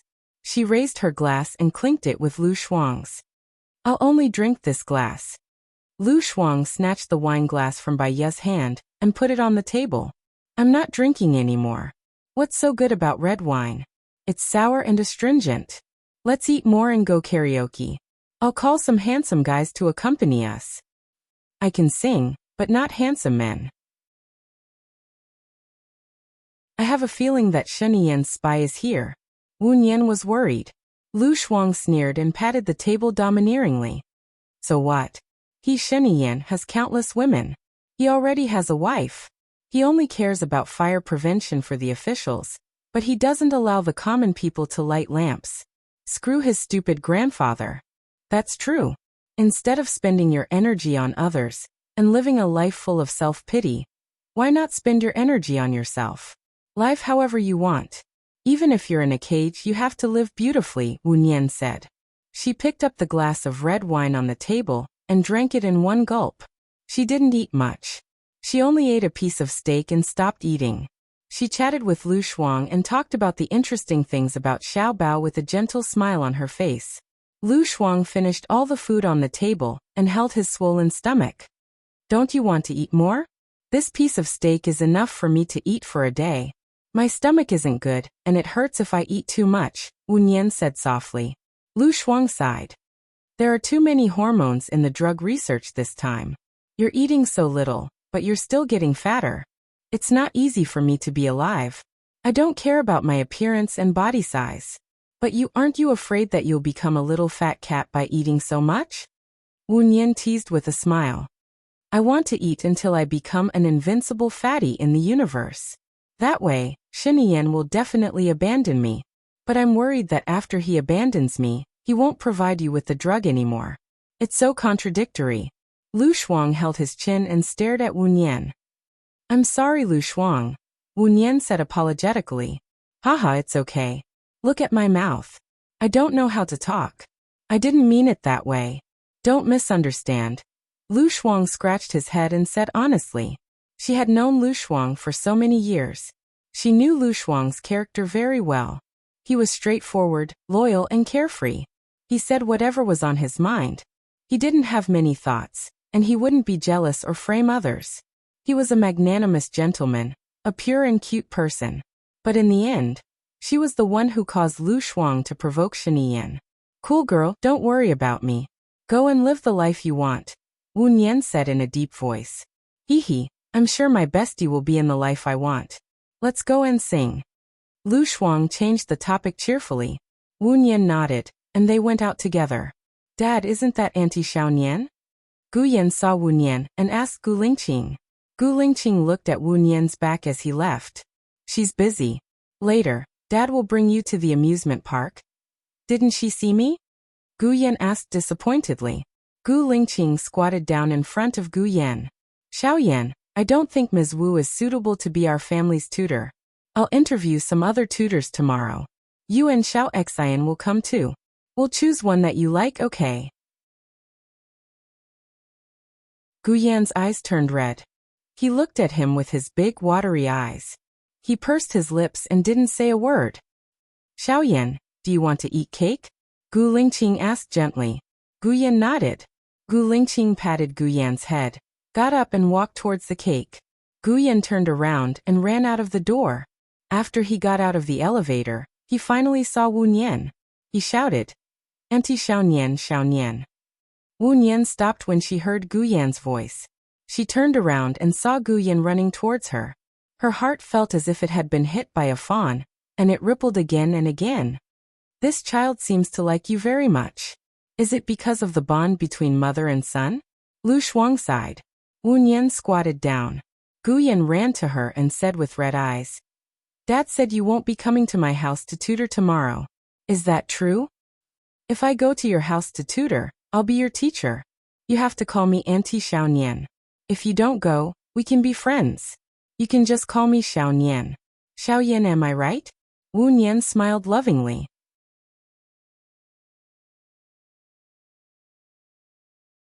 Chapter 331. She had been controlling her emotions, but because of his tears, they also became undulating. "It's not impossible that we won't meet. You see, we didn't have an appointment today, but we met. It means that Xiaoyan and I are fated. Since we are fated, God will definitely let us meet again, right?" Wu Nian persuaded.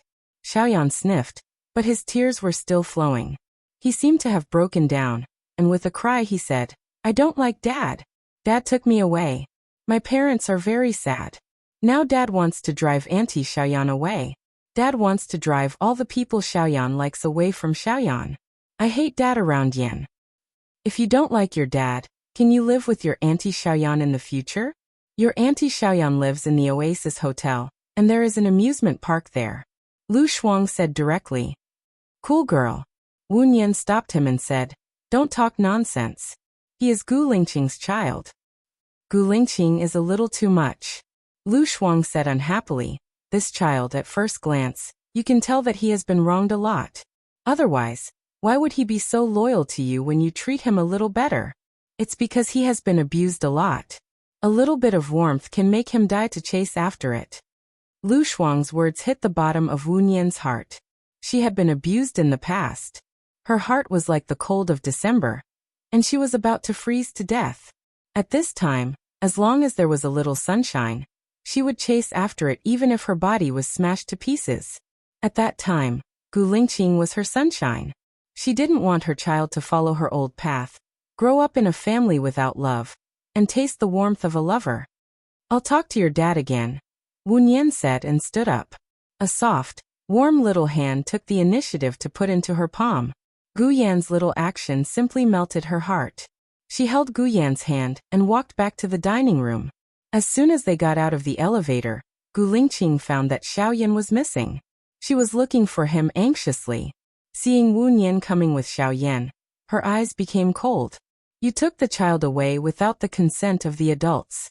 If the circumstances are serious, I can sue you for abduction," Gu Lingqing said unhappily and walked towards them. Wu Nian was instantly annoyed. "Didn't Mr. Gu know when I left? Don't you know if I kidnapped a child?" "Dad, I went to find Aunt Xiao Nian myself," Gu Yan explained. "Xiaoyan, you go in first. Dad brought you a cake," Gu Lingqing ordered. Gu Yan looked at Wu Nian, lowered his head, and walked into the restaurant. Gu Lingqing turned around and prepared to go to the dining hall. "Mr. Gu, I want to talk to you," Wu Nian shouted. Gu Lingqing didn't turn his head. "I don't think it's necessary. I want to be your family's tutor. Please give me another chance. I will definitely do my best." Wu Nian threw away her pride and said. Gu Lingqing squinted at Wu Nian. "I have two children, Xiaoyan and Xiao Xian. Tell me, which one do you like more?" Wu Nian looked into his deep eyes.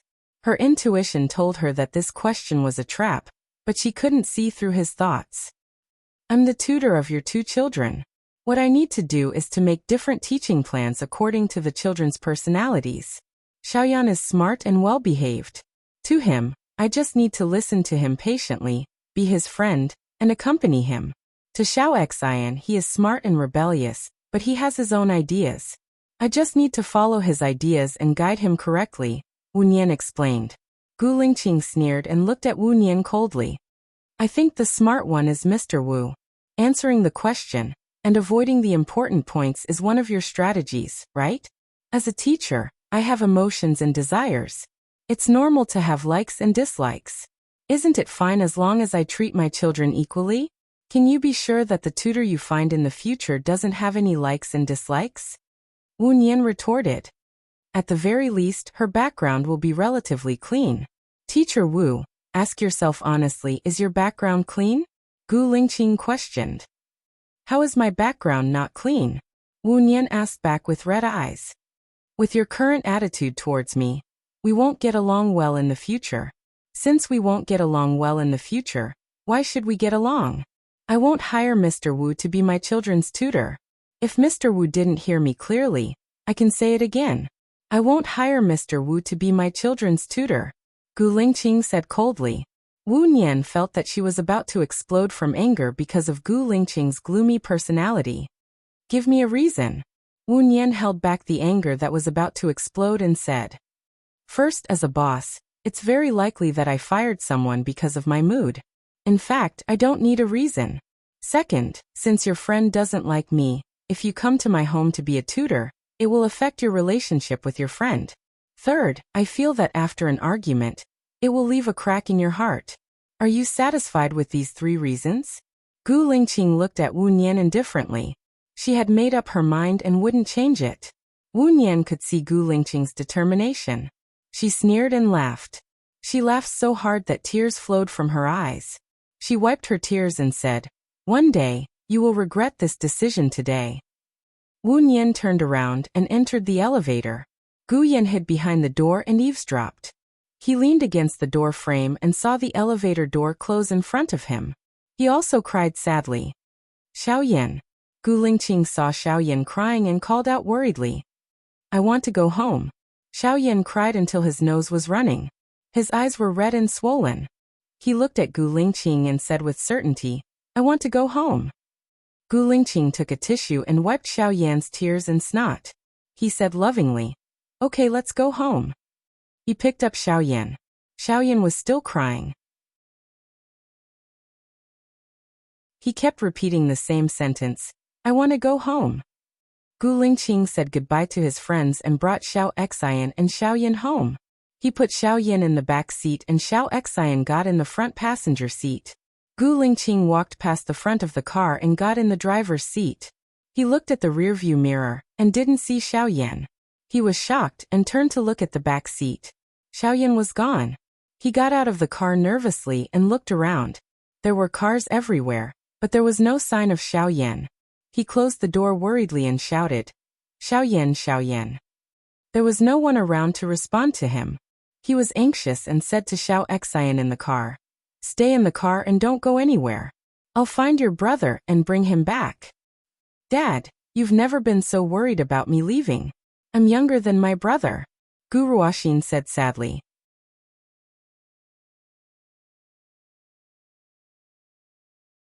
Chapter 332. Wu Nian looked at the caller ID of Gu Lingqing. She hesitated for a moment. She was already angry, so she hung up the phone. Lu Shuang looked at Wu Nian and changed the topic with a smile. Since you don't have to work now, let's go traveling. I've thought about it. Traveling is just to see the mountains, the water, and the culture. This time, I have a long time, so I want to go to a special place. I want to see deserts and icebergs. Then let's go to Chile. Chile is the country closest to the South Pole. There are deserts in the north of Chile, and it's also close to Argentina. We can go there, Wu Nian suggested. She also wanted to go out and relax, but she was depressed by Gu Lingqing. Argentina is famous for beef, gems, football, and tango, right? Lu Shuang asked excitedly. Yes, it's a country with rich ethnic customs. Wu Nian smiled. She was locked in the ward, thinking that she was going to die. She wanted to see things that she had never seen before. So, she often watched programs that introduced the countries around the country, so she knew a little. You know a lot. We'll leave tomorrow, and I'll bring Xiao Bao with us. We'll come back after a few months. I'll pay for all the expenses. Wahahaha, a general can't obey military orders. I'll make Shinian so angry. Wahahaha. The more Lu Shuang thought about it, the happier he was. Wu Nian saw that Lu Shuang was in a good mood, so she also smiled. But there was a part of her heart that she didn't show. She didn't want Lu Shuang to worry and not have a good time. Her phone rang again. It was Gu Lingqing again. She frowned and picked it up. Is little Yan with you? Gu Lingqing asked directly. Wu Nian paused for a moment. She understood Gu Lingqing's words. Suddenly, anger rushed to her head. She widened her eyes and said worriedly, Little Yan is missing again? Not with you? If she's with you and you don't tell me on purpose, I can sue you for kidnapping, Gu Lingqing said coldly. Who do you think you are, Gu Lingqing? Do you think I would dare to kidnap your child? Wu Nian angrily hung up the phone. What's wrong? Lu Shuang asked worriedly. Wu Nian looked around and said worriedly, Xiaoyan is missing. I'm worried that something might have happened to him. Let's not go karaoke for now. Let's look for him together. Oh, okay. Let's split up and call each other when we find him, Lu Shuang said readily. Yes, Xiaoyan, Xiaoyan, Wu Nian shouted. He walked towards the direction of the restaurant again, but he didn't see Xiaoyan. She asked a passerby, Hello, have you seen a 7-year-old boy? He's about 1.35 meters tall, and he's wearing a white short-sleeved shirt. No. The passerby shook his head. Wu Nian asked all the way to the restaurant, but Gu Yan was nowhere to be found. She then went to the fishing area to ask, afraid that Gu Yan would fall into the lake alone. Hello, have you seen a 7-year-old boy? He's about 1.35 meters tall, and he's wearing a white short-sleeved shirt. He's very good-looking, Wu Nian asked the fisherman. The fisherman shook his head. Wu Nian's eyes dimmed. She raised her head and saw Gu Lingqing, who had also come to look for Gu Yan. She was angry. She rolled her eyes at Gu Lingqing and turned around, wanting to leave. She thought for a moment, took a deep breath, turned around again, and walked towards Gu Lingqing. This resort is very big. With our ability, I'm afraid it'll take some time to find him. The longer it takes, the more dangerous it will be for Xiaoyan.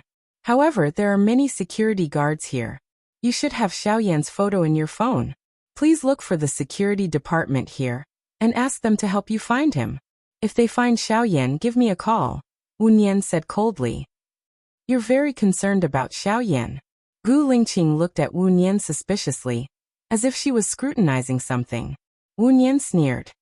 Although I don't know the specific reason why you fired me, I really like Xiaoyan. I don't want anything to happen to him. I'll call you when I find him. Don't worry, I won't kidnap your child. Gu Lingqing looked at Wu Nian with a dark expression. He fired her because she was too similar to Baiya.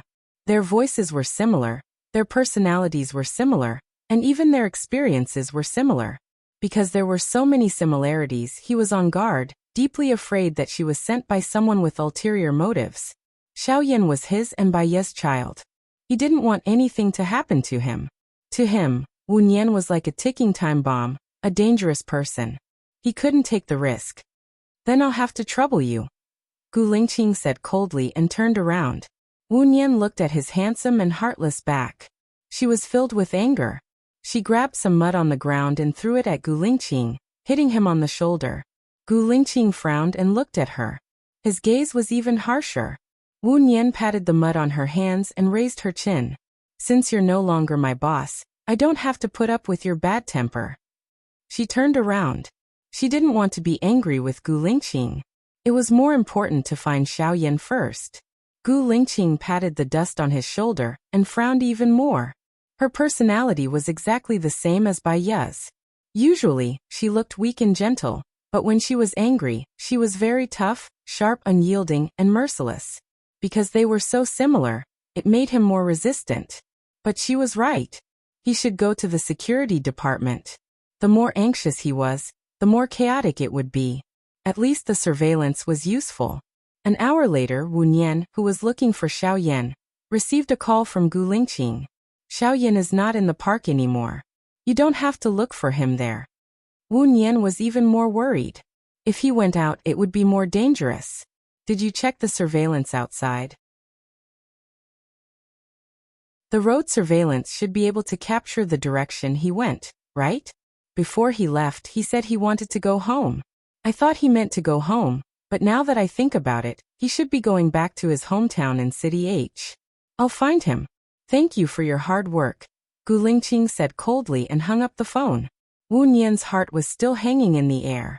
He called Lu Shuang. Shuang girl, stop looking. Little Yan isn't here. Let's meet at the main entrance. After a while, Lu Shuang ran over, panting. That kid is not here. Where did he go? Did you find it? Wu Nian looked at Lu Shuang with red eyes, shook his head, and said sadly, Little Yan said he wanted to go home before he left. He said he wanted to go home to his hometown in H City. If Little Yan was happy with Gu Lingqing, he wouldn't want to go back to the ravine. He was with Gu Lingqing, no. Happy. When Wu Nian said this, the mist in his eyes deepened. Don't you know Gu Lingqing's character? He's quiet, cold and strict, and he's used to being high and mighty.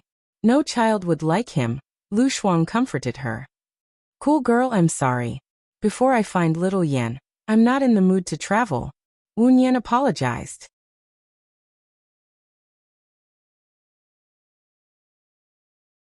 Chapter 333. Wu Nian really felt that Lu Shuang was a good person. Today she was supposed to accompany Lu Shuang to relax, but in the end, Lu Shuang had to help her find Gu Nianji. Lu Shuang didn't complain at all when she couldn't go on a trip. She was really lucky to have such a friend. Wu Nian hugged Lu Shuang and sobbed. Thank you, Lu Shuang. Lu Shuang smiled. There's nothing to thank me for. If something happened to me today, you would have done the same for me. Maybe, you would have done it better than me. I'll go with you after we find Xiao Yan, Wu Nian promised. Come on, I know you well. Now that you know that Xiao Yan is unhappy, you can't go on a trip happily and do what you want to do. If you need help, come to me, Lu Shuang said. What about you? It's not easy for you to be free. Wu Nian was worried about Lu Shuang. I have Xiao Bao to keep me company. I won't feel lonely, Lu Shuang said. Wu Nian felt sorry and guilty for Lu Shuang. When we find Xiao Yan, I'll go with you. Lu Shuang nodded. We'll talk about it after we find him. She sent Wu Nian back. Wu Nian got out of the car and watched Lu Shuang leave. Then, she turned around and went into the hotel lobby. Xiao Nian, I've been waiting for you for a long time. Gu Yan's voice was heard as he ran toward Wu Nian. When Wu Nian saw Gu Yan's tiny figure, her heart felt like it was being stabbed by something. It was sour and painful, but there was also an indescribable feeling of being touched. It was like a flood that came crashing down, causing her mind to go blank for a period of time. She squatted on the ground. Gu Yan threw himself into her arms and said happily, Nian Nian, I found you. Wu Nian's eyes instantly turned red, and hot liquid flowed out. He hugged Gu Yan tightly and said in a choked voice, Why did you come to find me? How did you find me? How can you be so bold? What if you get taken away by the bad guys? Gu Yan looked at Wu Nian happily. She wiped the tears on Wu Nian's face with her little hand and explained, I heard from your big sister that you are staying at the Oasis Hotel, so I wrote it down. When my father wanted to take me away, I took the opportunity to get off the car. I knew that there were surveillance cameras in the parking lot, so I deliberately walked like a cat. I was lucky. Not long after, a man left, and I quietly hid in his car. He went to Shuiyu International. I asked people along the way and found the Oasis Hotel. I didn't know which room you were staying in, so I could only wait in the lobby. Wu Nian's heart ached. She caressed Xiao Yan's pink little face and said, You can't run away from home like this in the future. It's very dangerous. What if you are really caught by the bad guys? Gu Yan pursed her lips and smiled.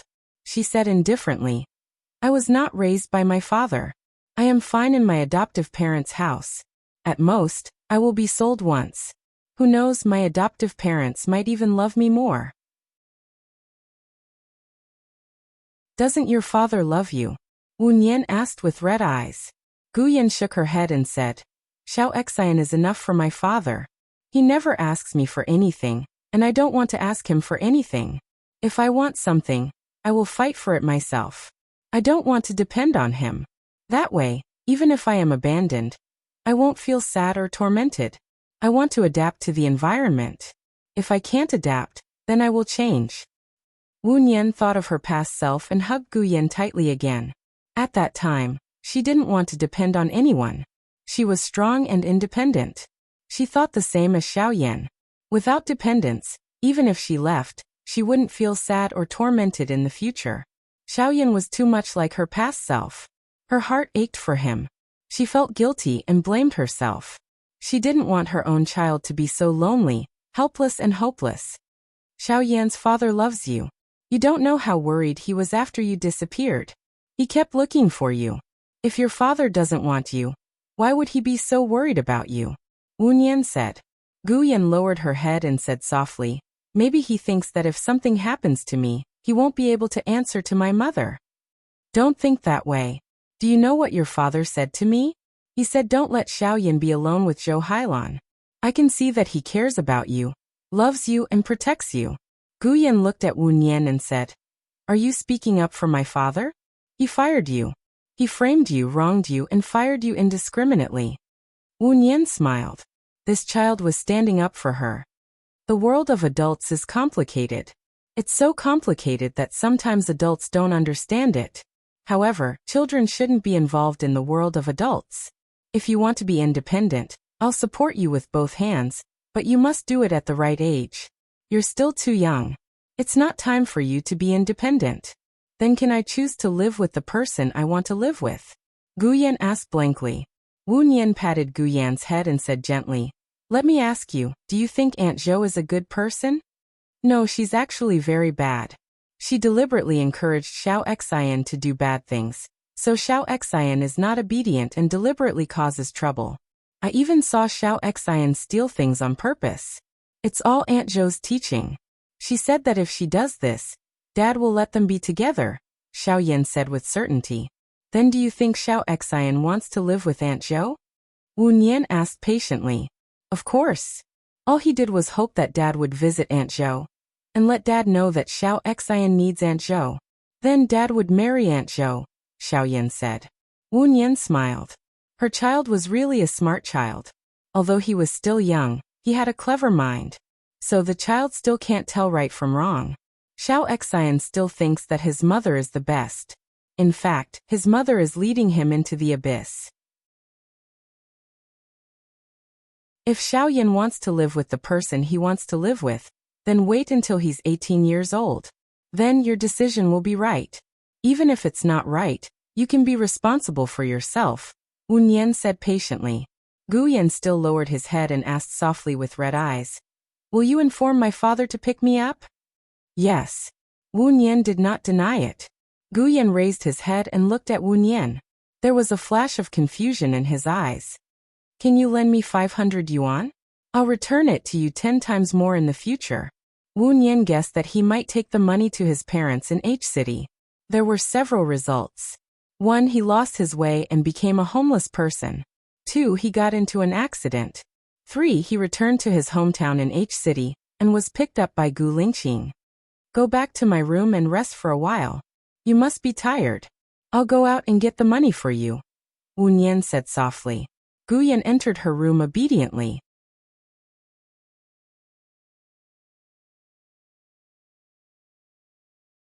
Chapter 334. Wu Nian stayed at the door of the room and didn't go in. She knew that if she called Gu Lingqing, Yan would hate her in the future. However, if she didn't call Gu Lingqing, things would be more serious.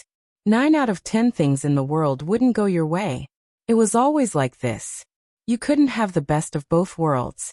Gu Lingqing should be nearby. He would be here in 10 minutes. When he came out of the elevator, he was shrouded in murderous aura. His eyes were sharp and his face was livid. Wu Nian had a bad feeling. She went up and said, talk to Yan later. It's my business whether I talk or not. I'm afraid it has nothing to do with you, Gu Lingqing said coldly. His eyes were sharp, showing off his bad temper. Yan doesn't want to stay by your side. If you hit him, he won't want to stay by your side, Wu Nian said. If he doesn't want to stay by my side, who should he stay by? Yours? Who are you? Who are you? Gu Lingqing said angrily.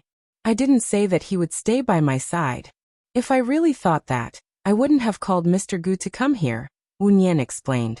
If you don't think that, how would Yan know you are here? If you are too calculative, you will only hurt yourself and others, Gu Lingqing said with disdain. I didn't tell Yan. He just heard the conversation between my friend and me. Gu Lingqing, don't be like this. Yan is still young. He can't understand the painstaking efforts of adults. You will only make him sadder, Wu Nian said. It's none of your business whether he's sad or not. Get out of the way, Gu Lingqing ordered.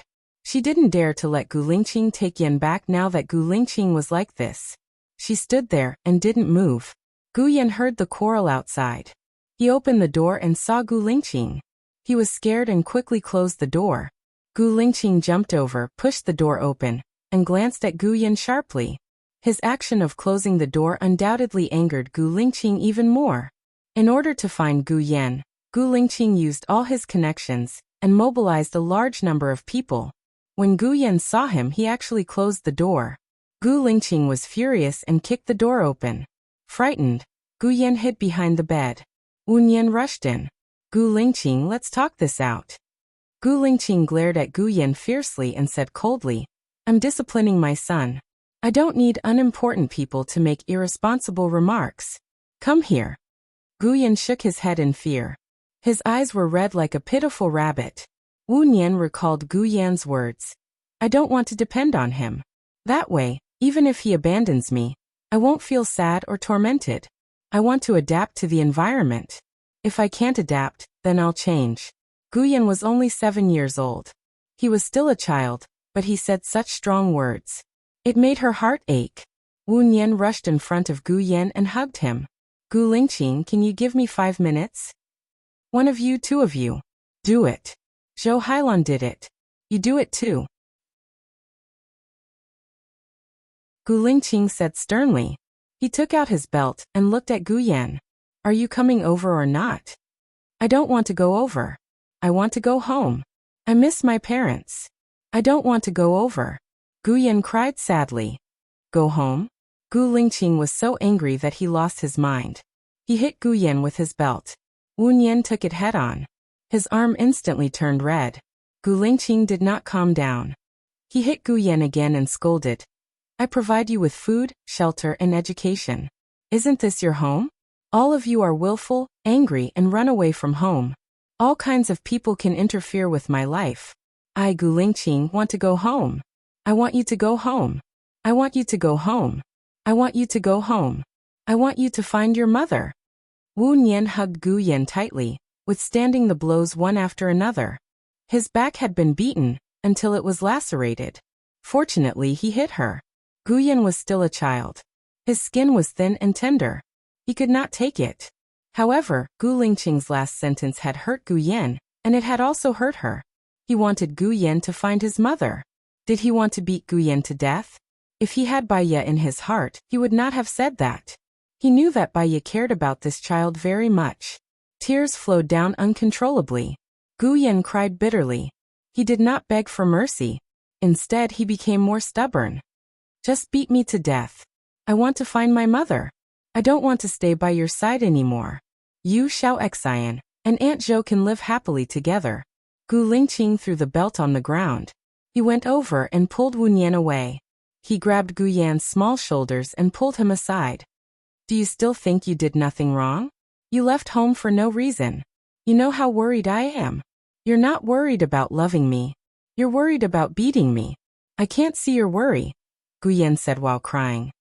If I don't beat you, will I remember? I can find you once or twice. What if something happens? What's the point of finding you? Gu Lingqing said angrily. So what if something happens? If something happens, I'll go and accompany my mother. She's lonely in heaven. Xiaoyan will go and accompany her. Gu Yan said fearlessly. Gu Lingqing clenched his teeth. His eyes were misty and his redness was getting deeper. He said seriously. Who said your mother is in heaven? Your mother is not dead. I've been waiting for her to come back. If you leave and something happens, you won't be able to see your mother again. You're lying, Gu Yan said, choking. I didn't lie to you. Your mother is really alive. Gu Lingqing also choked. A tear flowed from his right eye. The tear carried too much pain, longing, and helplessness. If my mother is still alive, why isn't she back yet? Xiaoyan was confused. I don't know either. But I believe that your mother will come back one day, because there are people she loves and can't forget here. There are also her responsibilities and wishes, Gu Lingqing said with certainty.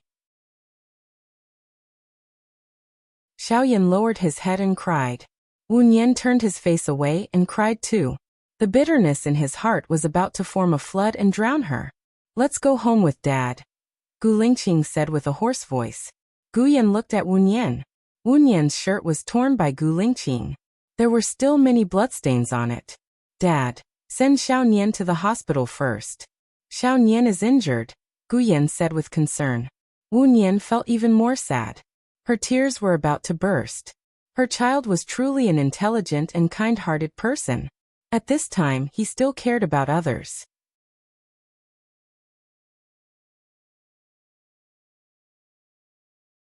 Chapter 335.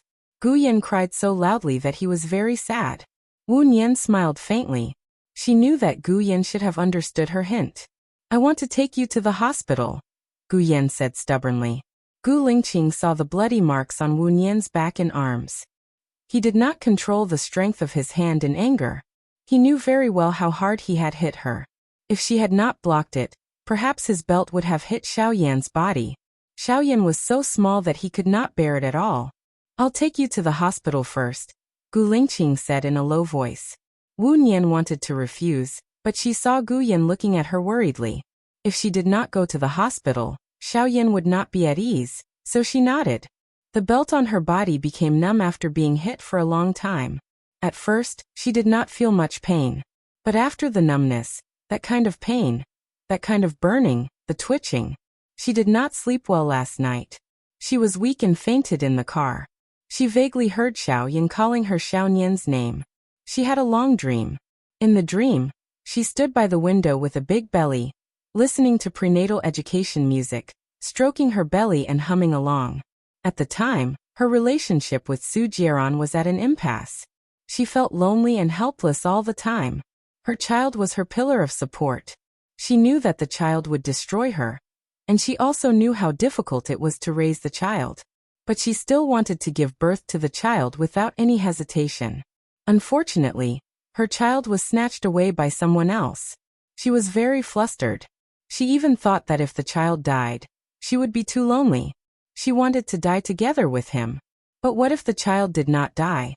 Where was the child? She felt sad, desperate, and in pain. When she woke up crying, the pillow was more than half wet. Xiao Nian, you are in pain, aren't you? Gu Yan's voice was heard. Wen Yan came back to his senses and looked at Gu Yan, who was beside the bed. Tears were still hanging from the corners of his eyes. He smiled and asked softly, Little Yan, why are you here? Dad and I sent you to the hospital, but you were unconscious. When the nurse applied medicine on your back was covered in injuries. It's all my fault. It's all my fault. It's all my fault. It's all my fault. It's all my fault. Gu Yan apologized. I don't blame you. I took the initiative. I know you have your own thoughts. There are a lot of things that you can't control and grasp. Remember Auntie's words. You must grow up safely, okay? Wen Yan asked. He didn't notice that his tears were still flowing. You must be in a lot of pain. Let me blow it for you, Gu Yan said considerately. He lifted the clothes on Wen Yan's back and blew it. The warm wind flowed through her wounds. Even if it couldn't alleviate the pain, it warmed her heart. Little Yan, Auntie really doesn't hurt anymore. It really doesn't hurt. It's late now. You should go home and rest, Wen Yan said softly. No, I told Dad that I will stay and take care of you tonight, Gu Yan said with certainty. Oh, by the way, Wen Yan looked around and didn't see Gu Lingqing. He asked, Where's your dad? Dad went to buy dinner. He will be back soon. Gu Yan had just finished speaking when Gu Lingqing appeared at the door with a plastic bag. He looked at Wen Yan with a strange expression. He put the plastic bag on the bedside table and said, I'll call the nurse over. I'll pay for all the expenses. I'll also compensate you for the psychological damage. How much do you want? You didn't hit me. I was the one who wanted to be hit. It has nothing to do with Mr. Gu. As for the nurse, there's no need for that. You can call my friend to come. Bring Little Yan home and let Little Yan have a good rest, Wen Yan said coldly. I bought mullet soup, shredded carrots, and tomato eggs. I won't bother you anymore, Gu Lingqing said in a professional manner, and held Gu Yan's hand. Gu Yan hid his hand behind his back instinctively. I have to take care of Xiao Nian. Xiaonian got hurt because of me. You know it's because of you. You shouldn't cause more trouble. Let's go. I'll bring you to see her tomorrow. It's fine if you don't want to come tomorrow, Gu Lingqing compromised. I want to come, Gu Yan said immediately. Then say goodbye to your auntie Xiaonian, Gu Lingqing said in a deep voice. Gu Yan looked at Wu Nian and said reluctantly, if you want me to stay with you, I can talk to my father again. Wu Nian was touched by Gu Yan's warmth. He smiled and said, you should go back and have a good rest. Come and take care of me tomorrow. You need enough sleep to have a good rest. Only after you have a good rest will you have the energy to take care of me. Understand? Got it, Gu Yan said obediently and walked to Gu Lingqing. Gu Lingqing held Gu Yan's hand. This time, Gu Yan didn't refuse. They walked out of the ward. Gu Yan said, Dad, don't be against Xiaonian. I want to marry Xiaonian in the future. She risked her life to protect me. When I grow up, she will definitely love me very much. She's 20 years older than you. You two are not suitable for each other. Gu Lingqing refused coldly. Gu Yan sneered and walked away with his head down. He said, don't worry. I'm just telling you. When I grow up, you can't stop me. Gu Lingqing didn't know what to say. Why did he feel that the well-behaved Gu Yan was even more rebellious than Gu Ruoxin? After Gu Lingqing and Gu Yan left, Wu Nian didn't call Lu Shuang to come. Lu Shuang had to take care of Xiaobao at night. It was already hard enough. She couldn't bear to let Lu Shuang worry about her. It was just a superficial wound. She could endure it. She ate the food that Gu Lingqing brought. She brushed her teeth and washed her face. She didn't take a shower. She just cleaned her body. She felt dizzy and lay on the bed. After a while she fainted again. When she woke up, it was already dawn. The sun was a little dazzling, so she closed her eyes again. You're so badly injured. Are you not going to tell me? Lu Shuang's voice rang out. Wu Nian looked at Lu Shuang in surprise. He opened his eyes wide and asked, why are you here? I called you in the morning. You were unconscious. The nurse answered the phone, so I came immediately. How did you get so badly injured? Lu Shuang asked in confusion. I fell. I'm fine. Wu Nian smiled. Lu Shuang pursed his lips and said unhappily, I just read the news today. A female university student committed suicide. She had good grades, was optimistic and helped others. She often had dinner with her friends. She got along well with others and had a happy family. No one knew why she committed suicide. Her mother cleaned up her room and saw her writing, I'm fine on a piece of paper. She turned the paper over and saw the word save on the back of the paper. Me. Wu Nian, are you really okay?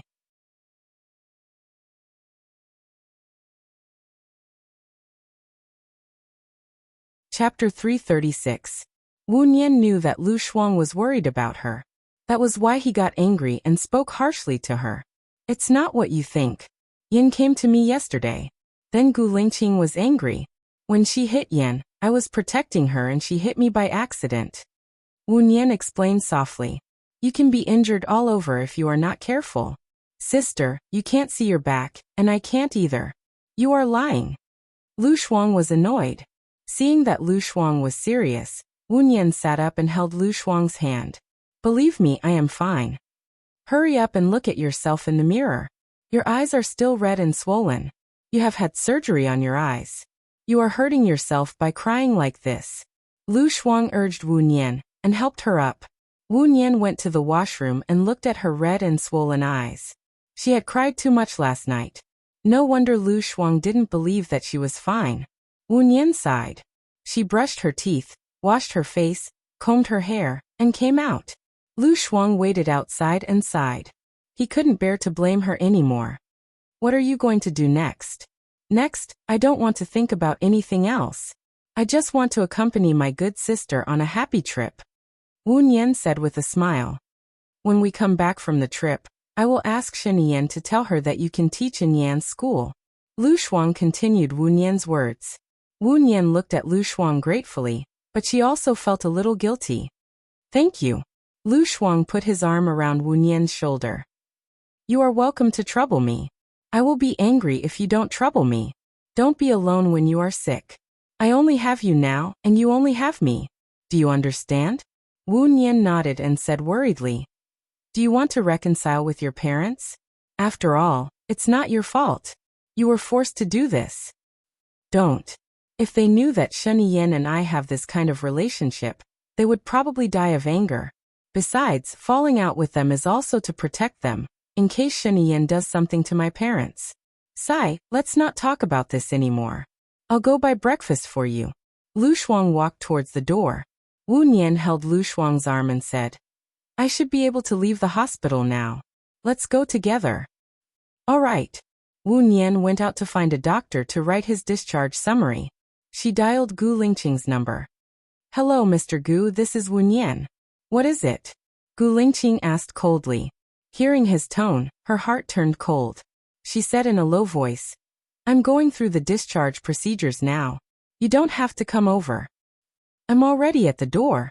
Tell Xiaoyan. Gu Lingqing hung up the phone after he finished speaking. Wu Nian glanced at his phone. Gu Lingqing's bad temper was really stubborn. He was the one who was wrong. Fine, he was still acting all high and mighty. Wu Nian took a deep breath to regulate her emotions. Go back and drink more water. The wound has already scabbed. If it's itchy, try not to scratch it. I've prescribed some vitamins for you to relieve the itching symptoms. Also, don't drink alcohol and eat spicy food.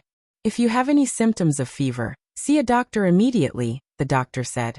Okay. Thank you, doctor. Wu Nian took the discharge summary and went back to the ward.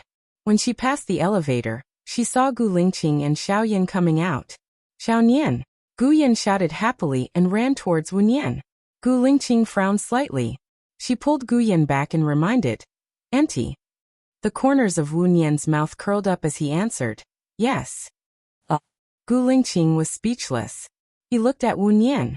Wu Nian's eyelids drooped as he looked at him lazily with a hint of provocation. Gu Lingqing was displeased. Don't you have something to tell Xiaoyan? Wu Nian's eyes dimmed. No matter how he provoked her, she would not be able to defeat him. So what if she had vented her anger? She still had to face the predicament. She squatted down in front of Gu Yan and said gently, Xiaoyan, I'm fine now. I'll be discharged soon. Don't worry about me. You'll be starting school tomorrow. Study hard and improve every day. Xiaoyan looked at Gu Lingqing and asked pitifully, are you really not going to hire Xiaoyan? She's not suitable. Dad will find you a better one. Gu Lingqing said coldly and resolutely. Wu Nian stood up expressionlessly. Heh. Lu Shuang sneered. I was wondering why he wasn't back yet. Turns out he met a beast. Gu Lingqing glanced at Lu Shuang sharply. Then you should have asked your friend to stay away from me. What I regret the most is that I didn't ask Baiya to stay away from you. If it wasn't for you, she might not have died, Lu Shuang said angrily. She's dead in your hearts, but not in mine, Gu Lingqing said coldly. You'll regret what you did today one day, Lu Shuang said meaningfully. Really? Gu Lingqing asked and held Gu Yan's hand. Xiaoyan, we should go. Gu Yan looked at Wu Nian. Wu Nian looked at him with a gentle smile. Gu Yan lowered his head and followed Gu Lingqing into the elevator. He turned around and looked at Wu Nian again. Wu Nian was still looking at him with a smile. She waited for the elevator door to close in front of her. If Gu Lingqing knows that you're Lu Shuang. Wu Nian interrupted Lu Shuang, looked at her and reminded, don't have such thoughts. Promise me he will never know. Even if he knows, you won't tell him. Lu Shuang sighed. Let's go. We'll have breakfast first and then send you back to the hotel. I'll go back and make some arrangements. We'll leave for Chile tomorrow. The hotel should have a buffet breakfast at this time. Let's eat in the hotel. Lu Shuang sent Wu Nian to the hotel. When they passed the lobby, the receptionist stopped Wu Nian. Miss Wu, you paid for your room on Saturday. Are you still going to check in today? Didn't I use my credit card? Can't I just stay for a few days and pay the bill for a few days? Wu Nian was puzzled. No, a man paid the bill for you until Saturday, the receptionist explained. Wu Nian understood. She and Gu Lingqing had agreed to go to work on Sunday. Gu Lingqing paid for her on Saturday. He was probably investigating her spending power. Got it. I'll stay for one more night. I'll check out tomorrow, Wu Nian said in a low voice. A man paid for you? Who is he? Lu Shuang asked nosily. Wu Nian glanced at Lu Shuang. Gu Lingqing. Then I don't look forward to it at all. Lu Shuang sighed again. They walked to the elevator. Ding. The elevator rang. Su Jiran came out of the elevator with a beautiful woman in his arms.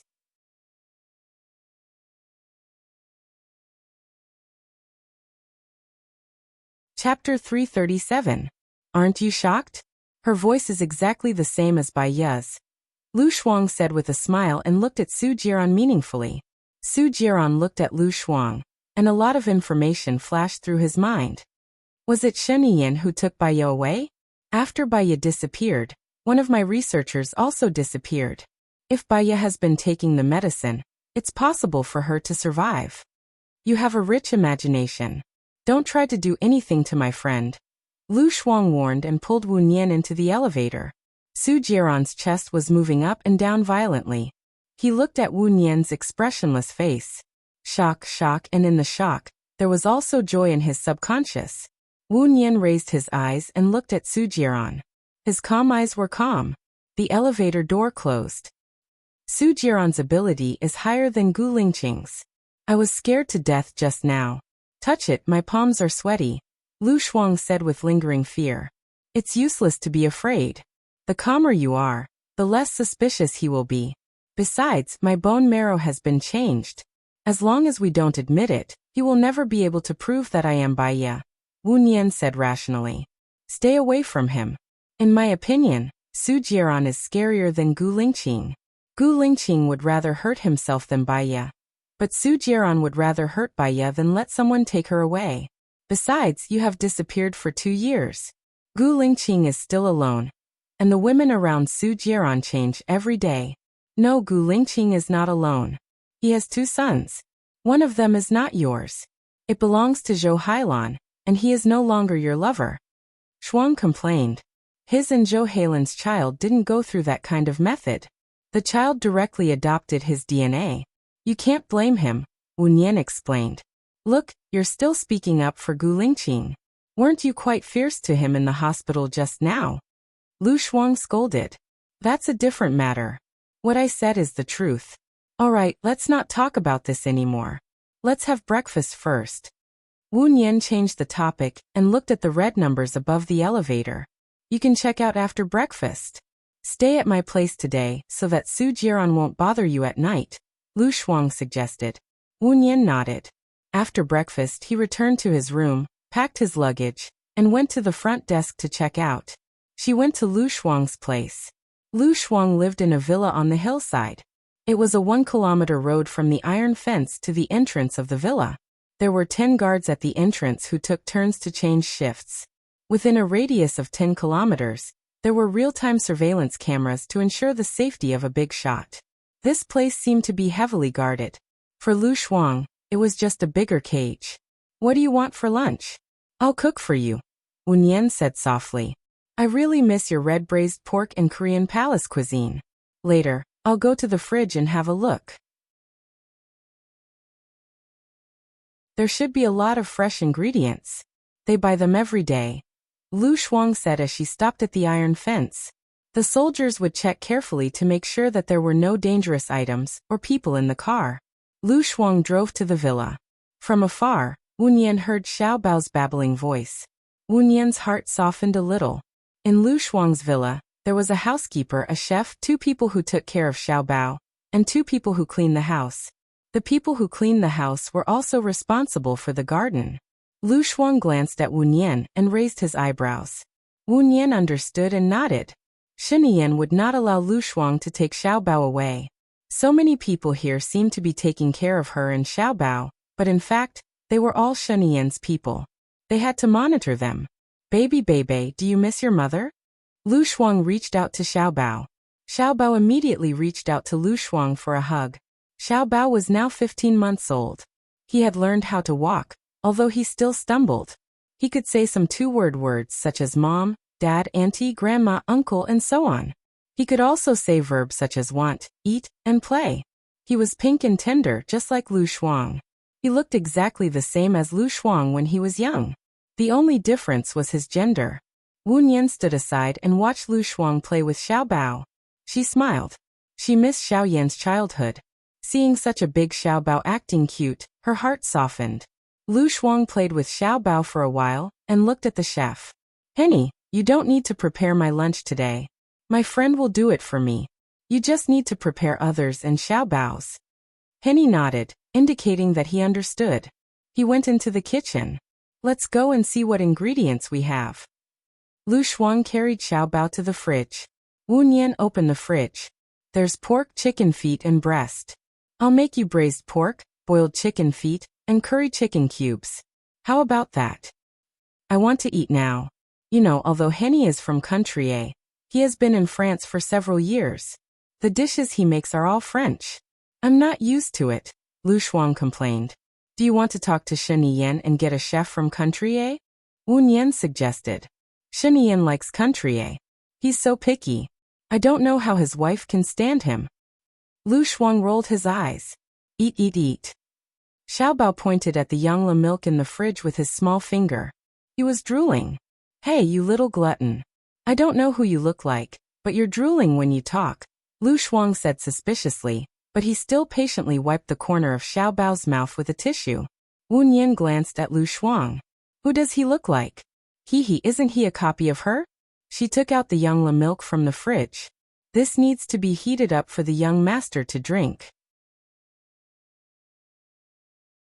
Aunt Yang, who was taking care of Xiao Bao, immediately took the Yangla milk from Wu Nian's hands. Lu Shuang shrugged. Let her heat it up. I'll feed it. Xiao Bao likes his mother more. Am I right, Xiao Bao? Xiao Bao's eyes were fixed on the Yangla milk. He licked his lips with his red tongue, looking exceptionally adorable. Lu Shuang tapped Xiao Bao's nose. You, whoever has milk is your mother. What should I do with you? Xiao Bao is still young, Wu Nian said softly. Lu Shuang handed the child over to Aunt Zhang, who was taking care of Xiao Bao. He pulled Wu Nian into the room and closed the door. He said softly, for safety reasons, I'll book another plane ticket tonight. It's not enough. We'll have to transfer to country X. Is that okay? Wu Nian nodded. Understood. In order to not arouse the suspicion of the security guards, I'll put my luggage in your luggage. When we arrive at country X, I'll buy more. Then we'll have fun for a month before coming back, Lu Shuang imagined. Got it. I'll go to the kitchen to cook first. Don't do anything special today, in case others get suspicious, Wu Nian instructed. Her phone rang. It was Gu Lingqing again. Why would Gu Lingqing call her again?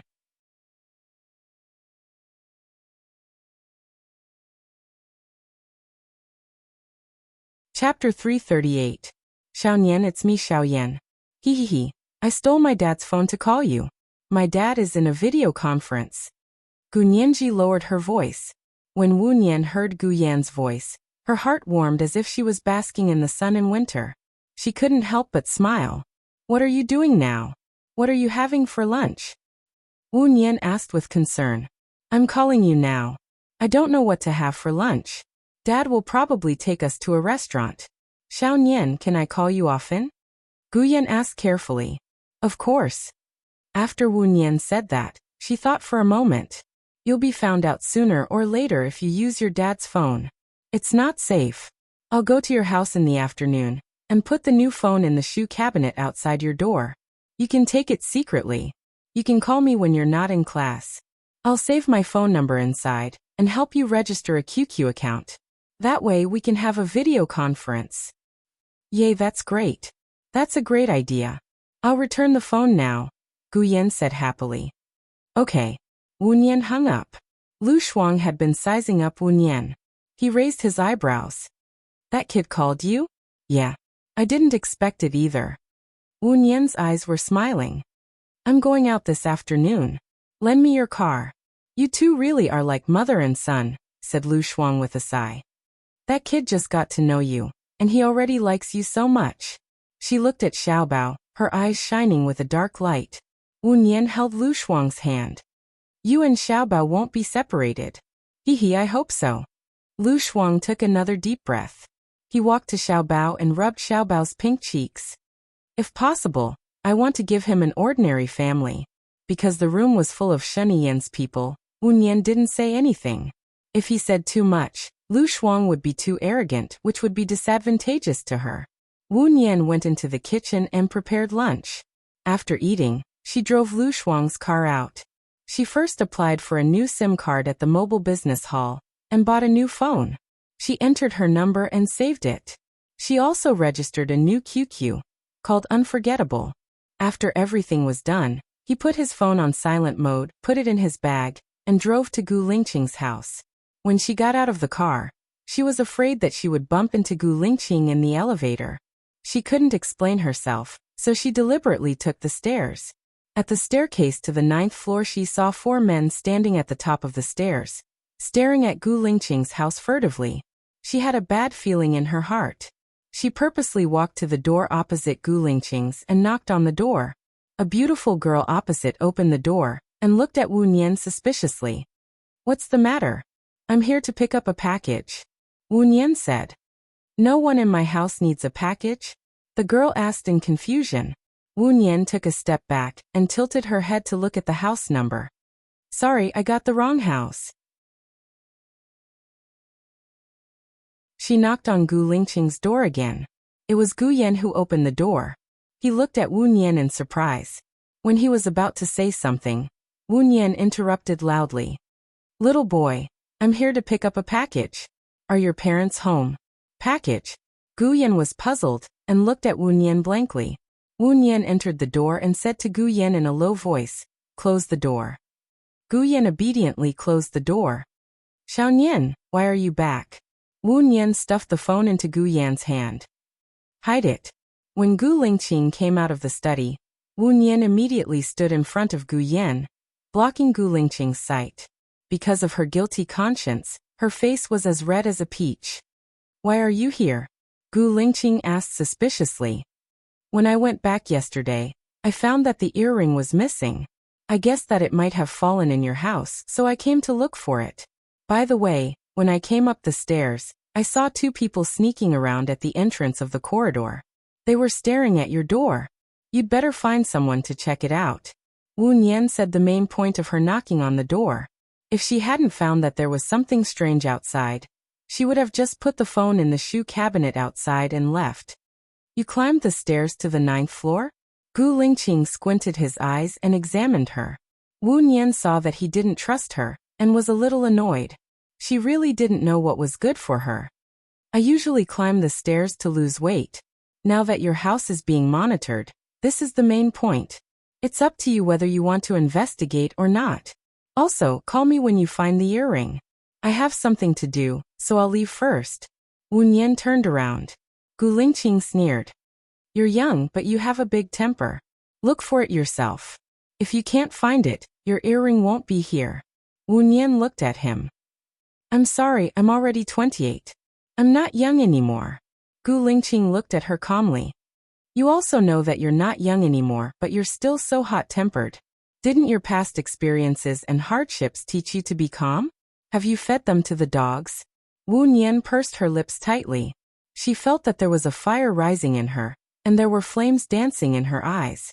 He was scolding her in a roundabout way. He had a problem with her, and whatever she said was wrong.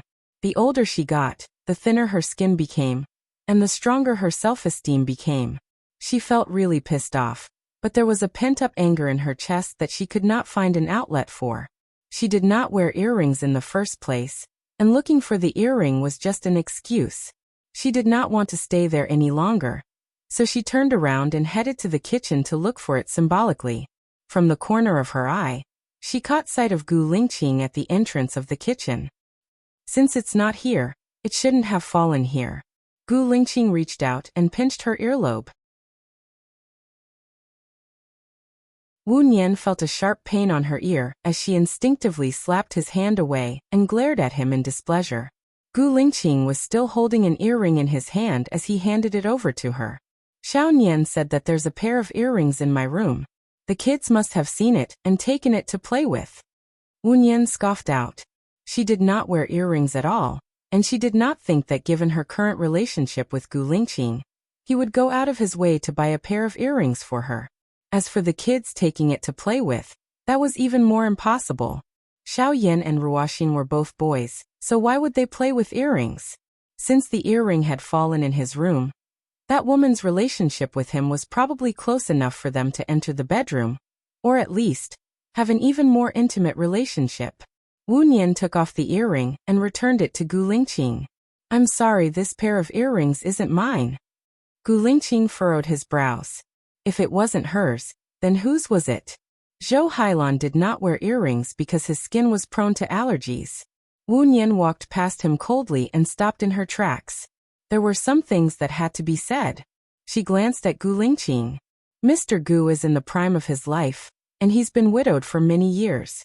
It's normal for him to have some physiological needs. But after all, you have 2 kids in such a small place, and it's not suitable for you to live at home. I suggest that you go to a hotel to relieve yourself.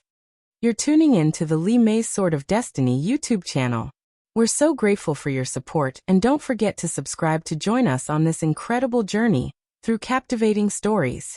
Your generosity through donations truly makes a world of difference, as it's the primary source of revenue that allows me to expand and enhance this channel for you. Thank you from the bottom of my heart for being a part of this adventure.